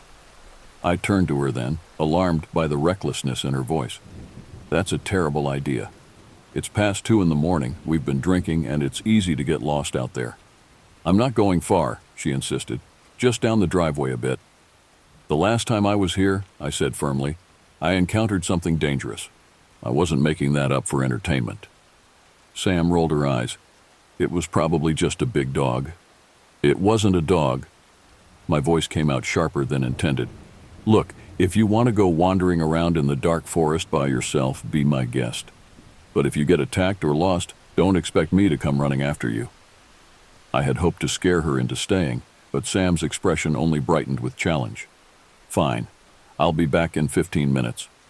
With that, she slipped out the door before anyone could stop her. We returned our attention to the movie, but my focus was broken. Every few minutes, I glanced toward the door, expecting Sam to return with her adventure aborted. When 10 minutes passed with no sign of her, uneasiness began to build in my stomach. She should have been back by now, Leanne said, voicing my concerns. She moved to the window, trying to peer into the darkness. I can't see anything out there. She's probably just trying to scare us, Cameron suggested, but his tone lacked conviction. Another 5 minutes passed. Then 10. The movie ended, and still no Sam. Something's wrong, Leanne said, reaching for her jacket. We need to find her. Cameron nodded in agreement, already pulling on his shoes. Adam looked uncomfortable. Maybe I should stay here in case she comes back? Under normal circumstances, I might have accused him of cowardice, but his suggestion was practical. Good idea. If we all go searching and she returns to an empty cabin, she'll think we abandoned her. Take this, Adam said, reaching into his duffel bag and pulling out a hunting rifle that instantly silenced the room. Why did you bring that? I asked, startled. I always bring protection when I go to remote areas, he replied with a shrug. But I think you should take it. I hesitated before declining. No, you keep it here. We'll take flashlights. I didn't mention that my hands were shaking too much to trust myself with a firearm. We gathered our flashlights and cell phones, though I warned that reception was non-existent beyond the clearing. I put on my plague doctor mask for warmth. Its leather would shield my face from branches, while Cameron donned his purge mask with its built-in light. Leanne pulled up her red hood. Before stepping outside, I turned to Adam. If we're not back in an hour, call for help. I didn't specify what kind of help might be available in these remote woods, and he didn't ask. The night air hit us with shocking coldness after the cabin's warmth. Our breath formed clouds in the beam of our flashlights. The moon, full and tinged slightly blue as promised, provided minimal illumination through the dense canopy. "Sam!" Leanne called, her voice seeming small against the vastness of the forest. We moved down the gravel driveway, calling periodically and sweeping our lights across the underbrush. The further we went from the cabin, the more oppressive the silence became, broken only by our footsteps and calls. The forest seemed to absorb sound in an unnatural way, as if it were listening, waiting. "I don't like this," Cameron muttered after we'd walked about a quarter mile. Neither did I, but I kept that thought to myself. Instead, I focused on scanning the woods for any sign of movement, any flash of Sam's reflective costume elements. Then I heard it, a soft rustling to our right, just beyond the reach of our flashlights. "Did you hear that?" I whispered, directing my flashlight toward the sound. Cameron nodded, the blue glow of his mask making his gesture ghostly. "Could be Sam." "Sam!" Leanne called again, louder this time. "This isn't funny anymore." No response came, but the rustling continued, moving parallel to us. Something was keeping pace with our progress down the road. I fought the rising panic in my chest, focusing instead on rational explanations. Wind in the branches, a raccoon or a possum, perhaps a deer watching us cautiously from the safety of the trees. But when we stopped walking, the rustling stopped too, just as it had 2 years ago. "Turn off your flashlights," I instructed, my voice tight. "What? Why would we?" Cameron began. "Just do it," I insisted. "Trust me."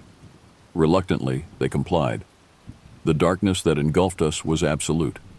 The moon, despite being full, provided little illumination through the dense canopy of pine branches overhead. As my eyes adjusted, I could barely make out Leanne's silhouette beside me. We stood in silence for nearly a minute. My ears strained against the quiet, picking up the soft whisper of wind, the distant call of a night bird, and our own breathing, too loud in the stillness. Then I heard it, the deliberate sound of movement in the underbrush drawing closer.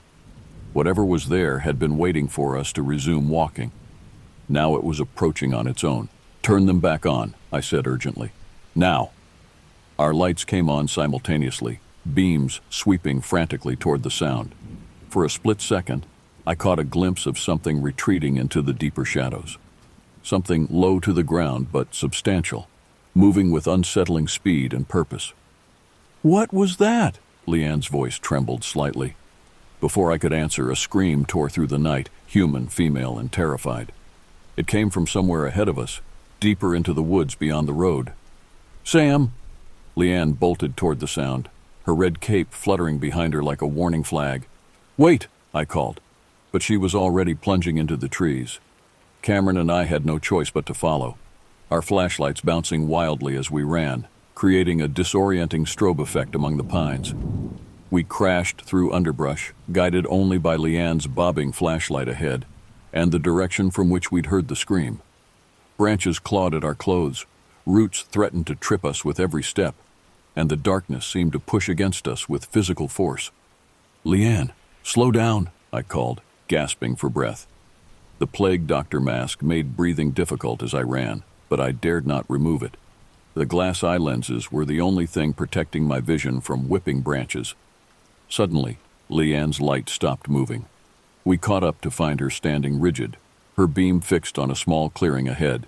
In the center stood Sam, her costume torn and dirty, her painted whiskers smeared by tears or sweat. "Sam, thank God!" Leanne rushed forward to embrace her friend. But Sam didn't move to meet her. She remained frozen, staring not at us, but at something beyond the clearing's edge.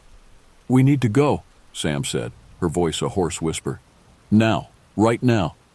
"What happened?" I approached cautiously, scanning the trees behind her. "Did you fall? Are you hurt?" "I saw it," she said, finally looking at me. "I saw what you saw before. It's real, Javier, and it's not alone." A cold weight settled in my stomach. "How many?" "3, maybe 4. They're circling us." As if confirming her words, a low growl emerged from the darkness to our left. It was joined by another from behind us, then a third from the right. The sounds were unlike anything I'd heard before. Not quite wolf, not quite bear, carrying harmonics that seemed almost human yet fundamentally wrong. We instinctively moved closer together, forming a tight cluster with our flashlights pointing outward. In the narrow beams, I caught brief glimpses of movement. Dark shapes flowing between trees with disturbing grace, always just at the edge of visibility. "What do they want?" Cameron's voice cracked with fear. "Us," Sam replied simply. "They've been herding us deeper into the woods, away from the road." The realization hit me with terrifying clarity. We had been manipulated, drawn away from safety by creatures that displayed unmistakable intelligence and coordination. These were not mindless animals, but predators with strategy. "We need to get back to the cabin," I said, trying to keep my voice steady. "Stay together. Move slowly toward the road. Don't run. That's what they want." As we began to edge backward, one of the creatures moved into the periphery of my flashlight beam. My throat constricted at the sight. A massive form, powerfully built, moving on all fours yet with a fluidity that suggested it could rise to 2 legs if it chose. Its eyes reflected the light back at me, glowing with eerie intelligence. Then it was gone, melting into the shadows before I could process more details. "They're getting closer," Leanne whispered, her hand finding mine in the darkness. The growls intensified, now coming from all directions. We were surrounded. Our flashlights, once seeming powerful against the night, now revealed only tantalizing glimpses of our stalkers, never enough to fully comprehend what we were facing. "On 3, I said, my decision made. We run, straight through the gap between those 2 pines. Ready? 1, 2. The world exploded with sound before I could say 3. We established a rotation of lookouts. Adam first, then me, followed by Cameron, with the women exempt due to Sam's injury, and Leanne's insistence on tending to her. I tried to sleep during my off hours, but managed only a fitful doze, punctuated by startling awake at every creak of the cabin's timbers. When Adam woke me for my shift at 5:30 a.m., the first hints of dawn had begun to lighten the eastern sky. I took up position in the living room, rifle across my lap as Adam had shown me how to hold it. I had never fired a gun before, but Adam had given me basic instructions. Safety off, aim, squeeze the trigger gradually rather than pulling it suddenly. The pre-dawn hours passed with excruciating slowness. Every shadow seemed to move, every sound outside potentially signaling an approach. Twice, I rose to check the windows, convinced I had seen movement, only to find nothing definitive, just the forest, gradually becoming visible as darkness retreated. By 7 a.m., sunlight filtered through the trees, revealing a landscape transformed by morning frost. The clearing around the cabin sparkled with ice crystals, beautiful and serene. It seemed impossible that the same peaceful setting had harbored such terror hours before. I woke Cameron for his shift, then joined Leanne in the kitchen where she was brewing coffee. She looked exhausted, dark circles beneath her eyes suggesting she'd gotten no more sleep than I had. "How's Sam?" I asked, keeping my voice low. "Finally sleeping," Leanne replied. "The scratch isn't deep, thankfully, probably from a branch rather than—" She didn't finish the sentence. We sipped our coffee in silence, both watching the trees beyond the window. In daylight, the forest seemed innocuous, just pines and undergrowth, nothing to suggest the presence of abnormal predators. "Do you think they're gone?" Leanne finally asked. "I hope so," I said, unwilling to offer false reassurance. "Most predators hunt at night." "What are they, Javier? Really?" I hesitated. "I don't know. Something adapted to these woods. Something that's learned to hunt humans." "But you've been thinking about it for 2 years," she pressed. "You must have theories." I had theories, of course. Hours of late-night research into cryptid sightings, genetic anomalies in wolf populations, even government experiments gone wrong. Nothing had provided satisfactory explanations for what I'd encountered. "Whatever they are," I said finally, "they're intelligent, organized, and they see us as prey. That's all that matters right now." Cameron joined us, pouring himself coffee with hands that still trembled slightly. "Everything's quiet outside, no sign of movement." "We should leave," Leanne said firmly. "Pack up and go while it's daylight." I nodded my agreement. "As soon as Sam wakes up."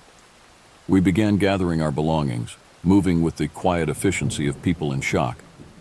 Adam cleaned and stowed his rifle.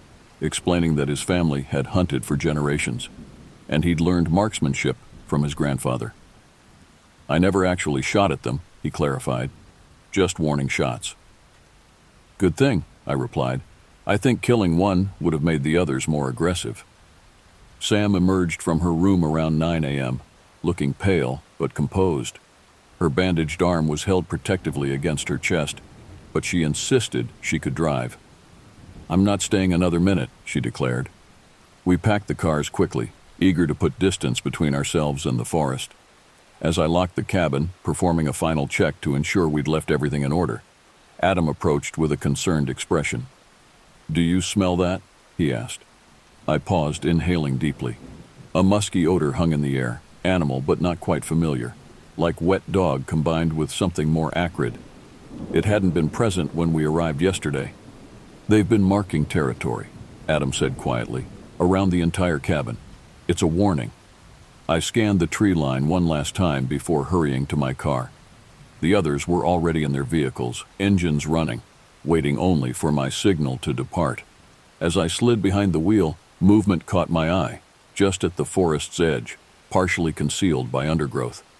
One of the creatures stood watching us, more visible in daylight than it had been in darkness. Its size confirmed my worst fears. Standing on all fours, it easily reached 4 feet at the shoulder, its body lean yet powerful. The shape was canine, yet wrong somehow, proportions slightly off, limbs too long, jaw too heavy. Its fur was a mottled gray-brown that provided perfect camouflage among the pines. But it was the eyes that froze my blood, amber yellow and unmistakably intelligent, watching our departure with what appeared to be calculation rather than mere animal curiosity. I started the engine and led our small convoy down the gravel driveway. In my rearview mirror, I could see more shapes emerging from the trees to watch us leave. 3, 4, possibly 5 distinct forms. They made no move to pursue, seemingly content to reclaim their territory. None of us spoke about what we'd seen until we reached the main highway, signal bars finally returning to our phones. We pulled into a roadside diner ordering breakfast that none of us had much appetite for. We need to report this, Leanne said eventually. Some kind of dangerous pack is living in those woods. People need to be warned. And tell them what? I countered. That we were chased by monsters while trespassing at a Halloween party during a pandemic lockdown? They weren't monsters, Adam said quietly. Just animals. Unusually large wolves, maybe wolf-dog hybrids gone feral. It happens. Sam shook her head vehemently. Those weren't just wolves, hybrid or otherwise. The way they moved, the way they coordinated, they were hunting us specifically. The rangers should know, Cameron insisted. Whatever explanation there is, those things are dangerous. In the end, we compromised. Adam called the Regional Forest Service office, reporting a sighting of unusually large predators near the cabin's coordinates. He described them as possible wolf-dog hybrids, aggressive but avoiding direct confrontation. The ranger who took the call seemed concerned but not alarmed, promising to send someone to investigate. None of us mentioned the intelligence we'd witnessed, the deliberate herding tactics, or the impossible size and proportions. Some details seemed too fantastical to share, too likely to undermine the credibility of our warning. As we prepared to go our separate ways, a subdued mood settled over our group. The shared experience had changed something between us, created a bond of survival, but also of doubt and unanswered questions. What happens now? Sam asked, her injured arm cradled against her chest. We go home, I said. We try to make sense of what happened. But I knew, as I suspect we all did, that some experiences resist rational explanation. The creatures in those woods existed in a category beyond our comfortable understanding of the natural world. Not supernatural, perhaps, but certainly not normal. And I knew with cold certainty that they remained there still, controlling their territory, hunting with intelligence that no wild animal should possess, waiting for the next humans foolish enough to venture into their domain. The drive home passed in a blur of fatigue and lingering adrenaline. Every dark shape along the highway made my heart rate spike, though rational thought insisted the creatures couldn't have followed us this far. By the time I reached my apartment, exhaustion had overwhelmed fear. and I collapsed into bed fully clothed. Dreams came immediately, vivid and disturbing, running through endless woods, pursued by shadows that moved with terrible purpose. In the dream, I could hear their communication, not in growls but in something more complex, almost linguistic in its patterns. I woke, gasping, sheets twisted around me, the afternoon sun streaming through blinds I'd forgotten to close. Over the next few days, our group maintained constant contact through texts and calls, sharing nightmares, comparing details we remembered, searching for explanations that might restore our sense of a rational world. Cameron found news reports from previous years. Hikers gone missing in those same woods, bodies never recovered despite extensive searches. Adam researched wolf behaviors and concluded nothing matched what we'd encountered.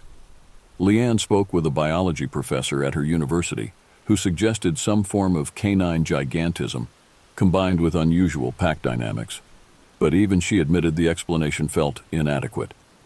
Sam's scratch became infected despite proper care, requiring antibiotics and leaving a scar that she showed me via video call, 3 parallel lines that the doctor had attributed to a branch, but that we both knew came from something else entirely. A week after Halloween, I received a call from Francis, my cousin's husband. "Hey, thanks for cleaning up so well," he began casually. "Lance might head up there next weekend if you want to join him." My throat constricted at the thought. "I think I'll pass this time." "Everything okay? You sound strange." I hesitated, unsure how much to share. "Francis, has Lance ever mentioned seeing anything unusual in those woods? Any weird animals?" A pause, too long to be meaningless. "Why do you ask?" "We saw something while we were there. Several somethings, actually. Large predators, moving in coordinated patterns." Another silence. Then, "Lance doesn't go into those woods after dark. Never has. Says it doesn't feel right." "And you never asked why?" "Some things are better left unquestioned," Francis replied, his tone suddenly serious. "The cabin's been in his family for generations. His grandfather used to say the forest had its own guardians, neither good nor evil, just territorial." "You knew," I said, realization dawning. "You knew something was out there." "I knew there were stories," he corrected. "Old hunting tales, local legends, nothing concrete." "Why didn't you warn us?" "Would you have believed me? By the way, don't go in the woods at night because there might be monsters." He sighed. "Besides, they don't bother you if you don't bother them. Stay near the cabin, respect the boundaries." "We didn't know there were boundaries to respect," I replied, anger rising. "Sam could have been killed." "I'm sorry," Francis said, sounding genuinely remorseful. "Most people visit, enjoy the scenery from the porch, maybe hike the marked trails during daylight. They never encounter anything unusual." "What are they?" I asked directly. "I don't know, nobody does. The local indigenous tribes had names for them, stories passed down through generations. The early European settlers reported encounters too, usually fatal ones. Modern science has no classification for them." "But they exist," I insisted. "We all saw them." "Yes," Francis conceded, "they exist, and they've claimed that territory as their own for far longer than humans have been building cabins there." After ending the call, I sat in stunned silence, processing this confirmation of our experience. Part of me had still hoped for a rational explanation. Stress, group hysteria, ordinary animals misidentified in darkness and fear. Francis had eliminated those comfortable possibilities. That evening, our group gathered on a video call. I shared what I'd learned, watching their expression shift from vindication to renewed unease. The knowledge that others before us had encountered these creatures, that their existence was known, even if only through folklore, somehow made the experience more, rather than less disturbing. "So what do we do with this information?" Cameron asked eventually. "Nothing," Adam replied. "What can we do? Report that we confirmed some local legend about forest predators? We'd sound insane." "They're dangerous," Sam insisted. "People should know." "People already know," I said. "At least the locals do. It's why the area has so few permanent residents despite the beautiful landscape. It's why the hiking trails don't extend deep into those woods. They've adapted, created an unspoken boundary. And we crossed it," Leanne concluded quietly. The conversation continued late into the night, but we reached no satisfying resolution. Some experiences defy neat conclusions, leaving only questions and the lingering awareness that the world is larger, stranger, and more dangerous than we prefer to believe. In the months that followed, I researched obsessively. Folklore about forest guardians, scientific papers on undiscovered species, even conspiracy theories about government breeding programs. Nothing provided definitive answers, but patterns emerged across disparate sources. Intelligent predators that walk the line between wolf and something else, territorial rather than unnecessarily aggressive, possessing communication abilities beyond normal animal capacity. I never returned to the cabin. Lance sold the property the following summer, saying only that it was time to let it go. I didn't ask if his decision related to what we had encountered. Some questions are better left unasked when you fear the answer. Sometimes, particularly on nights when the moon is full and bright, I dream of those woods again. In the dreams, I understand more than I did while awake, that the creatures were neither supernatural nor entirely natural, but something that evolved alongside humans while remaining separate, intelligent enough to avoid documentation, powerful enough to defend their diminishing territory against encroachment. And I wonder, as civilization continues to expand into the last wild places, how many other boundaries we cross unknowingly, how many other guardians watch from the shadows, waiting to defend what remains of their domain. I don't share these thoughts with others anymore. The Halloween of 2020 has become our secret.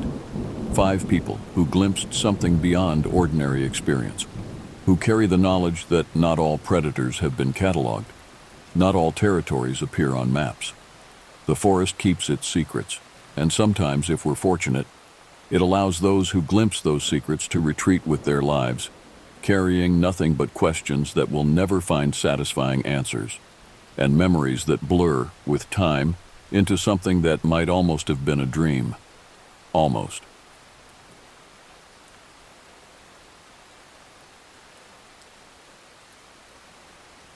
I never thought I'd be the one to tell this story. After 12 years as a ranger in one of America's most remote national parks, I believed I had seen it all. The towering pines stretching endlessly to the horizon, the quiet valleys shrouded in morning mist, the sudden summer storms that transformed gentle streams into raging torrents. Yellowstone had become my sanctuary after leaving the Marines, a place where the rhythm of nature replaced the chaos of war. My name is Michael Reeves, and before the events I'm about to share, I was known as the most pragmatic ranger in the Northern District. Nothing supernatural, nothing unexplainable, just a man who understood that nature itself could be strange enough without inventing monsters. The incident began on a Tuesday in late September, when the park was transitioning into its autumn emptiness. Most tourists had departed with the end of summer, leaving behind a stillness that rangers both cherished and sometimes feared. The isolation could be oppressive, especially in the more remote stations like mine. I was completing my evening rounds near the northwestern boundary when the radio crackled to life. Sarah, a seasonal ranger stationed 5 miles south, was speaking with an urgency that immediately set me on edge. "Mike, are you there? We've got some hikers up here pretty shaken. They were near Crystal Creek and, well, you should talk to them." 20 minutes later, I pulled up to Sarah's station where 3 hikers, 2 men and a woman in their 30s, sat huddled on a bench outside. Their faces were pale despite the hiking exertion they must have endured. "They saw something," Sarah said quietly as I approached, "near the old logging trail." The woman, who introduced herself as Diana, spoke first. "We were setting up camp when we heard this whistling." She glanced at her companions. Not like a bird or wind through the trees, more structured, almost like signals. "We thought it was other hikers at first," the taller man added. "But then we heard branches breaking, something big moving toward us through the trees." "Could have been elk," I suggested. "They're active this time of year." The shorter man shook his head firmly. "I've been hunting since I was 12. I know elk, bear, moose. This was different. It was walking on 2 legs. I felt that familiar tightening in my chest, the tension between what I wanted to believe and what I knew to be possible. Over my years at Yellowstone, There had been dozens of similar reports, always dismissed, always explained away. "What exactly did you see?" I finally asked. Diana's voice trembled slightly. "A shadow, at first. Tall, much taller than a man. Then it stepped between two trees, and we saw it clearly in the fading light. It was covered in dark hair, walking upright. It looked at us." "How far away?" "Maybe 50 yards, the taller man said. "Close enough that we could see its eyes reflect our headlamps." I nodded, making notes in my logbook while considering the possibilities. A bear standing upright, a moose silhouetted oddly, perhaps even a large man in dark clothing. All more probable than what they were suggesting. "Then what happened?" I asked. "We started packing up immediately," Diana continued. "But while we were scrambling to get our gear, we heard rocks hitting trees around us. Like it was, I don't know, warning us, threatening us. We just grabbed what we could and ran. After taking their full statements and locations, I assured them we would investigate, arranging for them to be escorted to the park entrance. Once they were gone, Sarah turned to me with that look I'd come to recognize from other rangers. The unspoken question of whether we should file this officially. "Write it up as a possible wildlife encounter," I said. "I'll check the area tomorrow." That night, alone in my cabin, I reviewed old incident reports, noting similar sightings in that same region of the park over the past decade. Most had been dismissed as bear encounters or overactive imaginations, but there was a pattern to them that I couldn't ignore, a consistency that defied coincidence. As I drifted off to sleep, the wind picked up outside, sending branches scraping against my roof. In the moment between wakefulness and dreams, it sounded almost like knocking, deliberate and rhythmic. A chill ran down my spine as I realized I was listening for whistles in the darkness. I told myself it was nothing. I was wrong. The morning dawned crisp and clear as I loaded my gear into the Park Service truck. I'd decided to hike in from the service road nearest to Crystal Creek, which would still leave me with a 5-mile trek to reach the hiker's campsite. Sarah had offered to join me, but I preferred to investigate alone. Years in the Marines had taught me to trust my own observations first. The forest was particularly quiet that morning. No birdsong, no rustling of small animals in the underbrush. Rangers learn to read these silences. They usually mean a predator is nearby. Bears, cougars, wolves. They all command a respectful hush from the smaller inhabitants of the forest. But this silence felt different, more absolute. I reached the abandoned campsite shortly before noon. The hikers had left in such a hurry that a sleeping bag remained partially stuffed into its compression sack. A camp stove lay overturned near the fire ring, and a single hiking boot stood upright by a tent stake. I documented everything methodically, taking photographs from multiple angles. The ground around the campsite was hard-packed soil mixed with pine needles, difficult terrain for tracking.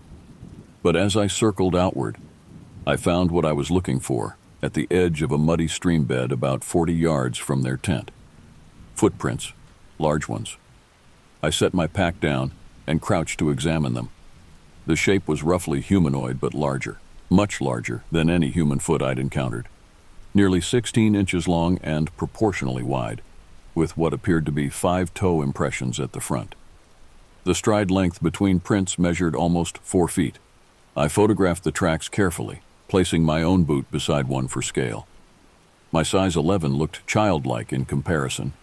Following the trail, I found where the prints emerged from the denser forest, approached to within 30 yards of the campsite, then circled around before heading back into the woods in a different direction.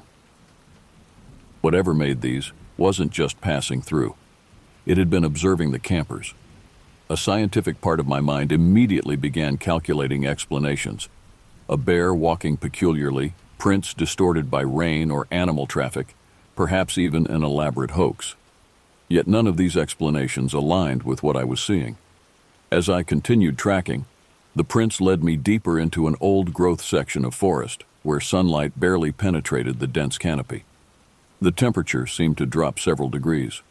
I noticed broken branches high above 8, maybe 9 feet off the ground, snapped downward as if something tall had passed through. I was so focused on the trail that I almost missed the structure. About a quarter mile from the campsite, in a small clearing, stood an arrangement of branches and logs that stopped me in my tracks. Thick limbs and fallen trees had been deliberately positioned in a teepee-like formation, far too organized to be natural deadfall.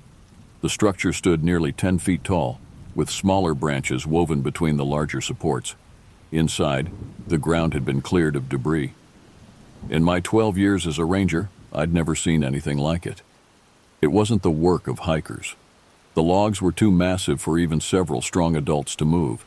It wasn't the result of storm damage or natural forest processes. As I photographed the structure, the silence of the forest suddenly intensified. The hair on the back of my neck stood up, and I experienced that unmistakable sensation of being watched. Slowly, I turned in a complete circle, scanning the trees around me. Nothing moved. Nothing made a sound.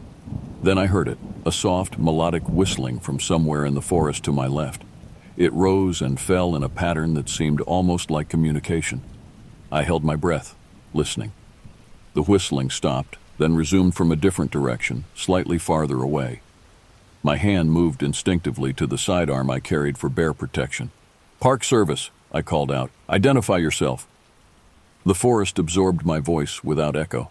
No response came except another whistle, this time from behind me. I'm not easily spooked, but something primordial awoke in me then, an ancient instinct warning of danger. I began moving back toward the trail, maintaining as casual a pace as I could manage, while keeping vigilant of my surroundings. The whistling followed, never close enough to identify its source, but never fading entirely. Just as I reached the main trail, a rock struck a tree trunk several yards to my right, with deliberate force. Then another hit a tree to my left, not thrown at me, but around me, exactly as the hikers had described. I quickened my pace, not quite running but moving with purpose now. The whistling continued, joined by the sound of branches breaking in the canopy above. Something was keeping pace with me, moving parallel through the trees. When I finally reached the service road and my truck, I was breathing hard, not from exertion, but from a rush of adrenaline I hadn't felt since my deployment. I placed my gathered evidence carefully in the truck's secure compartment and started the engine. As I pulled away, I glanced in my rearview mirror. For a moment, just a moment, I thought I saw something tall step partially from the tree line, watching my departure. But it was gone so quickly I couldn't be certain. That evening, I sat at my desk reviewing the photographs. The footprints were clear enough, as was the strange structure. But when I came to the last few images, photos I had no recollection of taking, I felt my blood run cold. They showed the forest from my position on the trail during my hasty retreat. In the first few, nothing seemed amiss. But in the final image, partially obscured by foliage and shadow, stood a dark figure. Tall, covered in what appeared to be dark fur, watching from between two massive pines. I closed my laptop and poured myself a stronger drink than usual. For the first time since arriving at Yellowstone, I locked my cabin door before going to bed. I didn't file my report the next day, or the day after. The evidence I'd gathered sat in a sealed box under my bed, while I tried to make sense of what I'd experienced. Part of me wanted to dismiss it all, the prints, the structure, the whistling, even the photograph, as a series of coincidences and misperceptions. But another part knew better. On the third day, I drove to the Eastern District to visit Frank Delaney, a ranger who had retired 2 years earlier after nearly 30 years in Yellowstone. Frank had been something of a mentor to me when I first joined the service, teaching me tracking skills that even the Marines hadn't covered. If anyone could provide perspective, it would be him. Frank's cabin sat at the end of a long gravel drive, surrounded by pines and aspens now turning golden in the autumn light.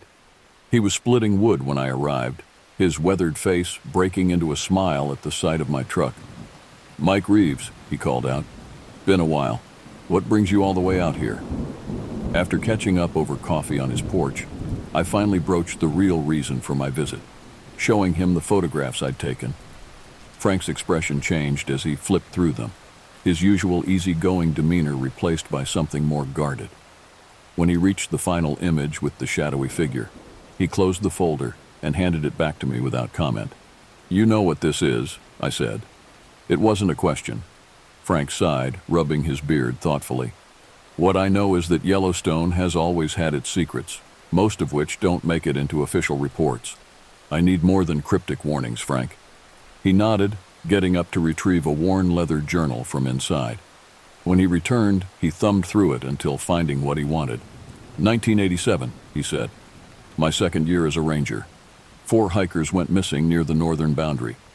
Search parties found nothing for days. Then 3 of them walked out of the forest, disoriented, claiming they'd been chased by something they couldn't identify. The 4th was never found." He flipped to another page. 1992, similar incident. Then again in 97, 2003, 2008, 2015. He looked up at me. "Always in the same regions of the park, always described the same way. Tall, bipedal creature, whistling communications, rock throwing, strange structures." "Sasquatch," I said flatly, hating how ridiculous it sounded. Frank shrugged. "Call it what you want. The Shoshone had names for it long before white men came here. What matters isn't the label, but understanding what you're dealing with." "And what exactly am I dealing with?" "Something that's been in these mountains a lot longer than we have. Something territorial but not inherently aggressive unless provoked. They keep to themselves mostly, deep in the regions visitors rarely reach." "They?" I questioned. "You think there are multiple?" "Family groups," Frank nodded, "based on the different size tracks we've documented over the years. But never officially, of course." I leaned back, processing this. Why keep it unofficial? If there's an undiscovered species in the park. "Think it through, Mike," Frank interrupted. "What happens if we officially report an undiscovered bipedal primate species in Yellowstone? The media circus, the hunters, the tourists with cameras. Their habitat would be overrun within weeks." He had a point. The Park Service's primary mission was conservation. Protecting the natural environment sometimes meant protecting secrets too. "Besides," Frank continued, "there's never been enough conclusive evidence. Footprints can be dismissed as hoaxes, photographs as shadows or bears, personal encounters as hallucinations or misidentifications. So, what am I supposed to do with this?" I gestured to my folder of evidence. "That depends." Frank leaned forward, his expression serious. "Are you looking for validation or guidance?" "Both, I guess." He nodded thoughtfully. "The validation I can give you is simple. You're not crazy, and you're not the first. As for guidance..." He paused, choosing his words carefully. "Respect the boundaries. They've been making themselves more visible lately because human activity is pushing deeper into their territory. When you hear the whistling or the rock throwing, it's a warning. Heed it." Before I left, Frank gave me a map of the park, with certain areas circled in red regions where encounters had been most frequently reported over the decades. Many were places officially closed to hikers due to environmental concerns or dangerous terrain, designations I now understood might serve dual purposes. "One more thing," Frank called as I was getting into my truck. "Whatever you decide to do with your evidence, remember that some mysteries are worth protecting, for their sake and ours." On the drive back to my station, the full weight of what Frank had shared settled over me. If he was right, if these creatures really existed and had been living undocumented in the park for generations, then I had a decision to make, one that could affect not just my career, but potentially the future of a species unknown to science. That night, I added my photographs and notes to a locked file on my computer labeled simply Encounters. Then I began to dig deeper into the park's history, searching for patterns that might help me understand what was happening in my corner of Yellowstone. I spent the next few weeks in a sort of intellectual limbo, torn between the rational explanations I'd always trusted and the evidence mounting before me. During the day, I performed my regular duties, monitoring wildlife, assisting the occasional late-season visitor, preparing for the coming winter. But my evenings were consumed by research. I found myself reaching out to Dr. Eliza Morton, a wildlife biologist who had been conducting seasonal field research in the park for the past 3 years. We'd crossed paths occasionally, and I'd always respected her methodical approach to studying the ecosystem. If anyone could provide a scientific perspective on what I was experiencing, it would be Eliza. When she arrived at my cabin on a rainy October evening, I was careful about how I framed my questions. Rather than leading with the more fantastical elements of my experience, I showed her the footprints first. "Interesting," she murmured, examining the photographs. "The morphology is humanoid, but the dimensions are inconsistent with any known primate species in North America." She looked up at me.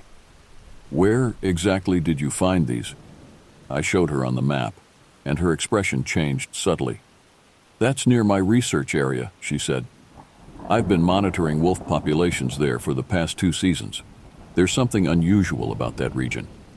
"Unusual how?" I prompted. Eliza hesitated, as if weighing how much to share.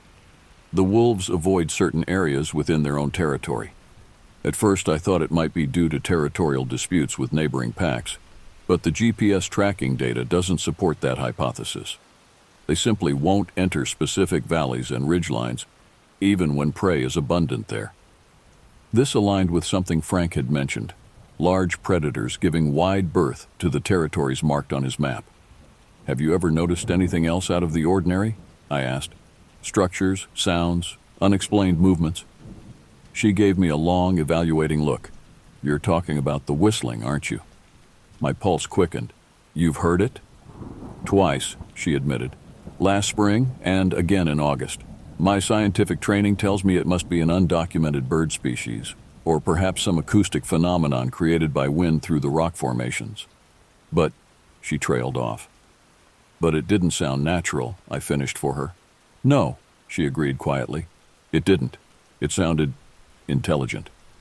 We spent hours comparing notes, finding connections between her wildlife behavior observations and the encounter patterns Frank had documented. As a scientist, Eliza was reluctant to jump to conclusions about cryptid species, but she couldn't deny the anomalies in her own research data. "The problem is evidence," she said, pushing her glasses up. "Without biological samples, hair, tissue, scat, we can't prove anything. And if these beings are as elusive as they seem, obtaining such samples ethically would be nearly impossible." "Maybe proof isn't what we need right now," I suggested. Eliza raised an eyebrow. "That's a surprising statement from someone as pragmatic as you, Mike." I shrugged. "Let's just say my pragmatism is evolving. What if our first priority should be understanding the behavioral boundaries? If we know where they prefer to remain undisturbed, we could better manage human activity to avoid conflict." "You're talking about conservation measures for a species that officially doesn't exist," she said with a small smile. "Wouldn't be the first time the Park Service has created restricted areas without full public disclosure of the reasons," I pointed out. As our conversation continued late into the night, we developed a tentative plan. Eliza would adjust her research parameters to include observations of anomalous wildlife behavior patterns. I would document any further encounters or evidence without filing official reports that might attract unwanted attention. Together, we would create an unofficial map of territories and behavioral patterns. The next morning, as Eliza was preparing to leave, a Park Service vehicle pulled up to my cabin. Jason Miller, one of the younger seasonal rangers, stepped out, looking visibly shaken. "Mike, we've got a situation," he said, glancing nervously at Eliza. "There's a group of hikers. They call themselves paranormal investigators, who've set up camp in the restricted area near Blackwater Ridge. They're using thermal cameras, sound equipment, the works." My stomach sank. "How did they get permits for that area?" "They didn't," Jason replied. "They crossed the boundary illegally yesterday. One of them just showed up at the South Station in a panic, saying something attacked their camp last night. The others are still out there." I exchanged a glance with Eliza. This was exactly the kind of situation we'd hoped to avoid. "I'm coming with you," she said firmly, already gathering her gear. The drive to the South Station was tense.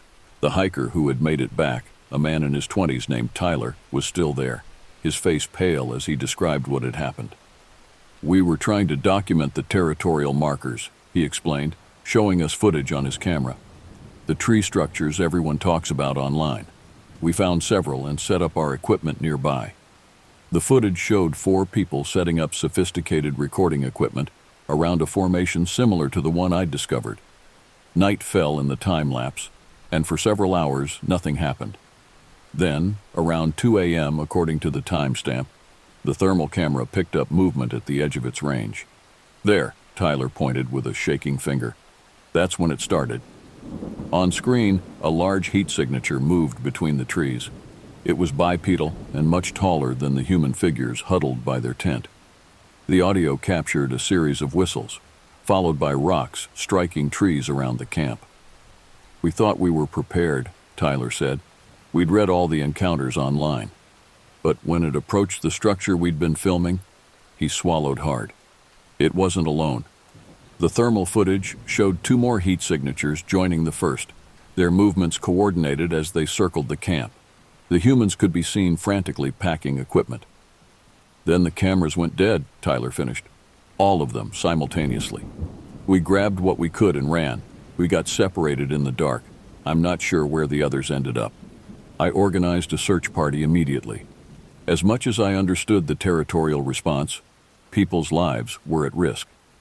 As we geared up, I pulled Eliza aside. 'If we find them,' I said quietly, 'we need to secure any footage or evidence they collected, for their protection as much as anything else.' She nodded in agreement. 'And if we encounter the others?' 'We respect their warnings,' I said firmly. 'Our priority is extracting the hikers safely, not forcing a confrontation.' The search lasted through the day and into the night. We found the remaining 3 hikers scattered across 2 miles of difficult terrain, all shaken but physically unharmed. Their stories matched Tyler's: the whistling, the rock throwing, the coordinated movements of multiple large creatures that stayed just beyond clear visibility. Most of their equipment had been abandoned in their flight, and when we reached their original campsite, we found it completely dismantled. The tent had been torn down, cameras smashed, and most telling of all, the tree structure they had been documenting was gone. The heavy logs carried away without leaving drag marks on the forest floor. As we escorted the hikers back to safety, I noticed Eliza collecting small samples from trees and the ground around the destroyed camp. When I questioned her later, she showed me several dark hairs caught in the bark of a pine. "Not bear," she said simply. "Not elk or moose either. I'll need to analyze them properly." The incident with the paranormal investigators was officially recorded as an illegal entry into a restricted area resulting in a wildlife encounter, possibly bears. The hikers were cited for trespassing, but were too traumatized to argue. Back at my cabin that evening, I added the day's events to my growing file of encounters. Whatever was happening in Yellowstone went beyond scientific explanation, but fell short of the supernatural tales spun by amateur monster hunters. The truth, as always, seemed to lie somewhere in the middle, a biological reality undocumented by science, a mystery that might be better left partially unsolved. As winter approached, bringing the first heavy snows to the high country, I found myself watching the tree line near my cabin with new awareness. Sometimes, in the gathering dusk, I would leave small offerings of fruit at the edge of the forest. Not as a researcher baiting a subject, but as one resident of the wilderness acknowledging another. And sometimes in the quiet hours before dawn, I would wake to the sound of soft whistling in the distance. Not threatening now, but conversational, almost like a greeting. Winter descended on Yellowstone with its usual severity. Heavy snow isolated the ranger stations, and for weeks at a time my only contact with the outside world came through radio check-ins and the occasional supply delivery. The park transformed into a pristine wilderness of white, the familiar landscape rendered alien and beautiful by snow and ice. With the tourists gone and wildlife activity reduced, I had ample time to compile my research. Eliza had analyzed the hair samples she collected and sent me her findings through an encrypted email. The hairs contained DNA that matched no known species in any database she had access to. The results showed primate markers combined with unique sequences she couldn't identify. She'd kept the samples secure and private, understanding as well as I did the implications of such a discovery. Frank visited once during a brief January thaw, bringing with him journals from other retired rangers who had documented similar encounters dating back to the 1950s. Together, we plotted all known sightings on a comprehensive map, revealing clear patterns of territory and seasonal movement. What emerged was a picture not of random encounters, but of an intelligent species with defined social structures and behaviors, one that had adapted to avoid human detection for generations. "They're getting bolder," Frank observed as we reviewed recent reports. "More willing to be seen. The question is why?" I had been pondering the same question. Climate change is affecting their habitat. Increased tourism is pushing into remote areas, and the park's resources are stretched thinner every year. I gestured to the map. Their safe zones are shrinking. Frank nodded gravely. "So, what are you going to do about it?" It was a question I'd been asking myself for months. My options seemed limited.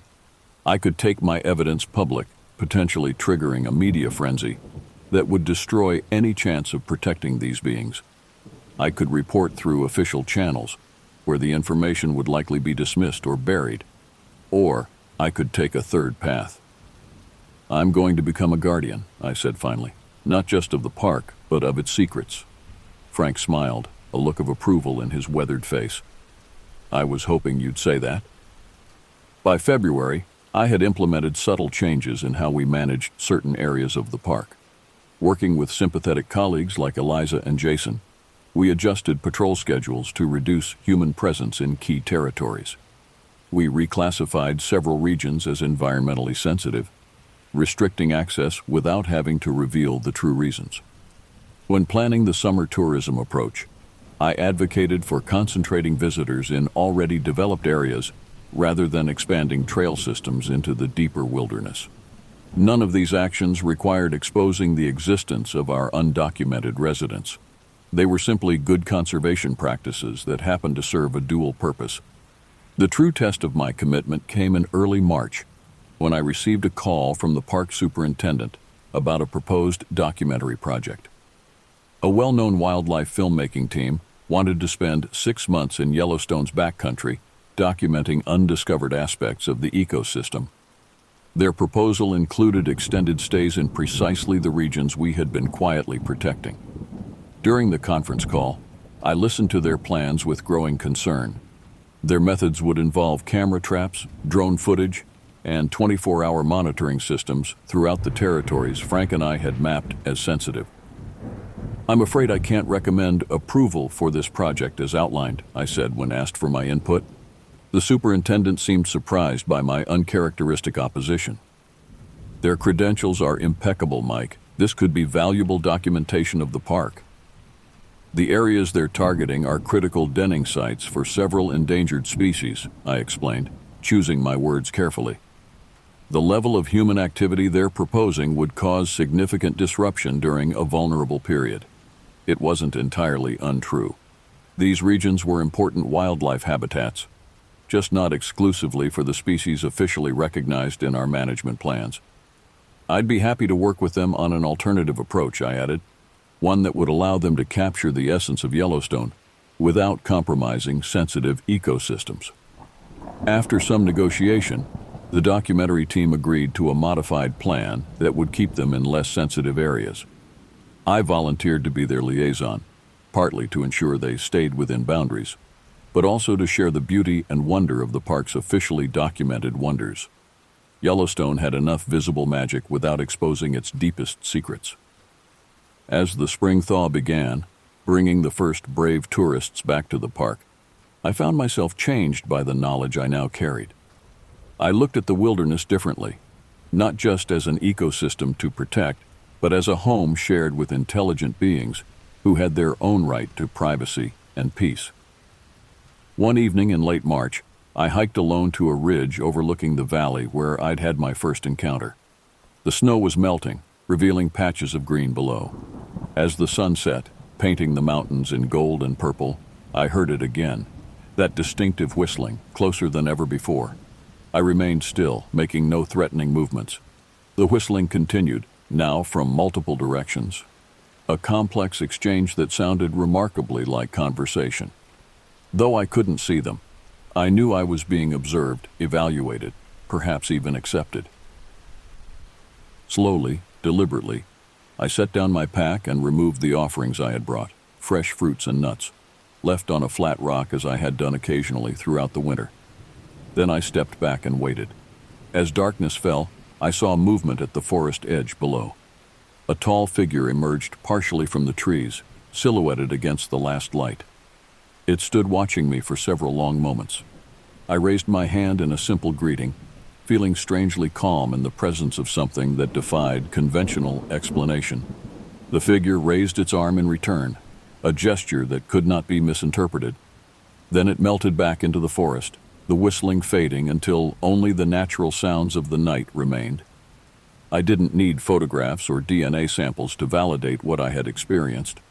The truth of Yellowstone's hidden inhabitants lived now in my understanding of the land I had sworn to protect. Some mysteries deserve to remain mysteries, not because the truth is too frightening to face, but because some truths belong to the wilderness itself. In my official reports, I documented increasing bear activity in the region and recommended maintaining current access restrictions.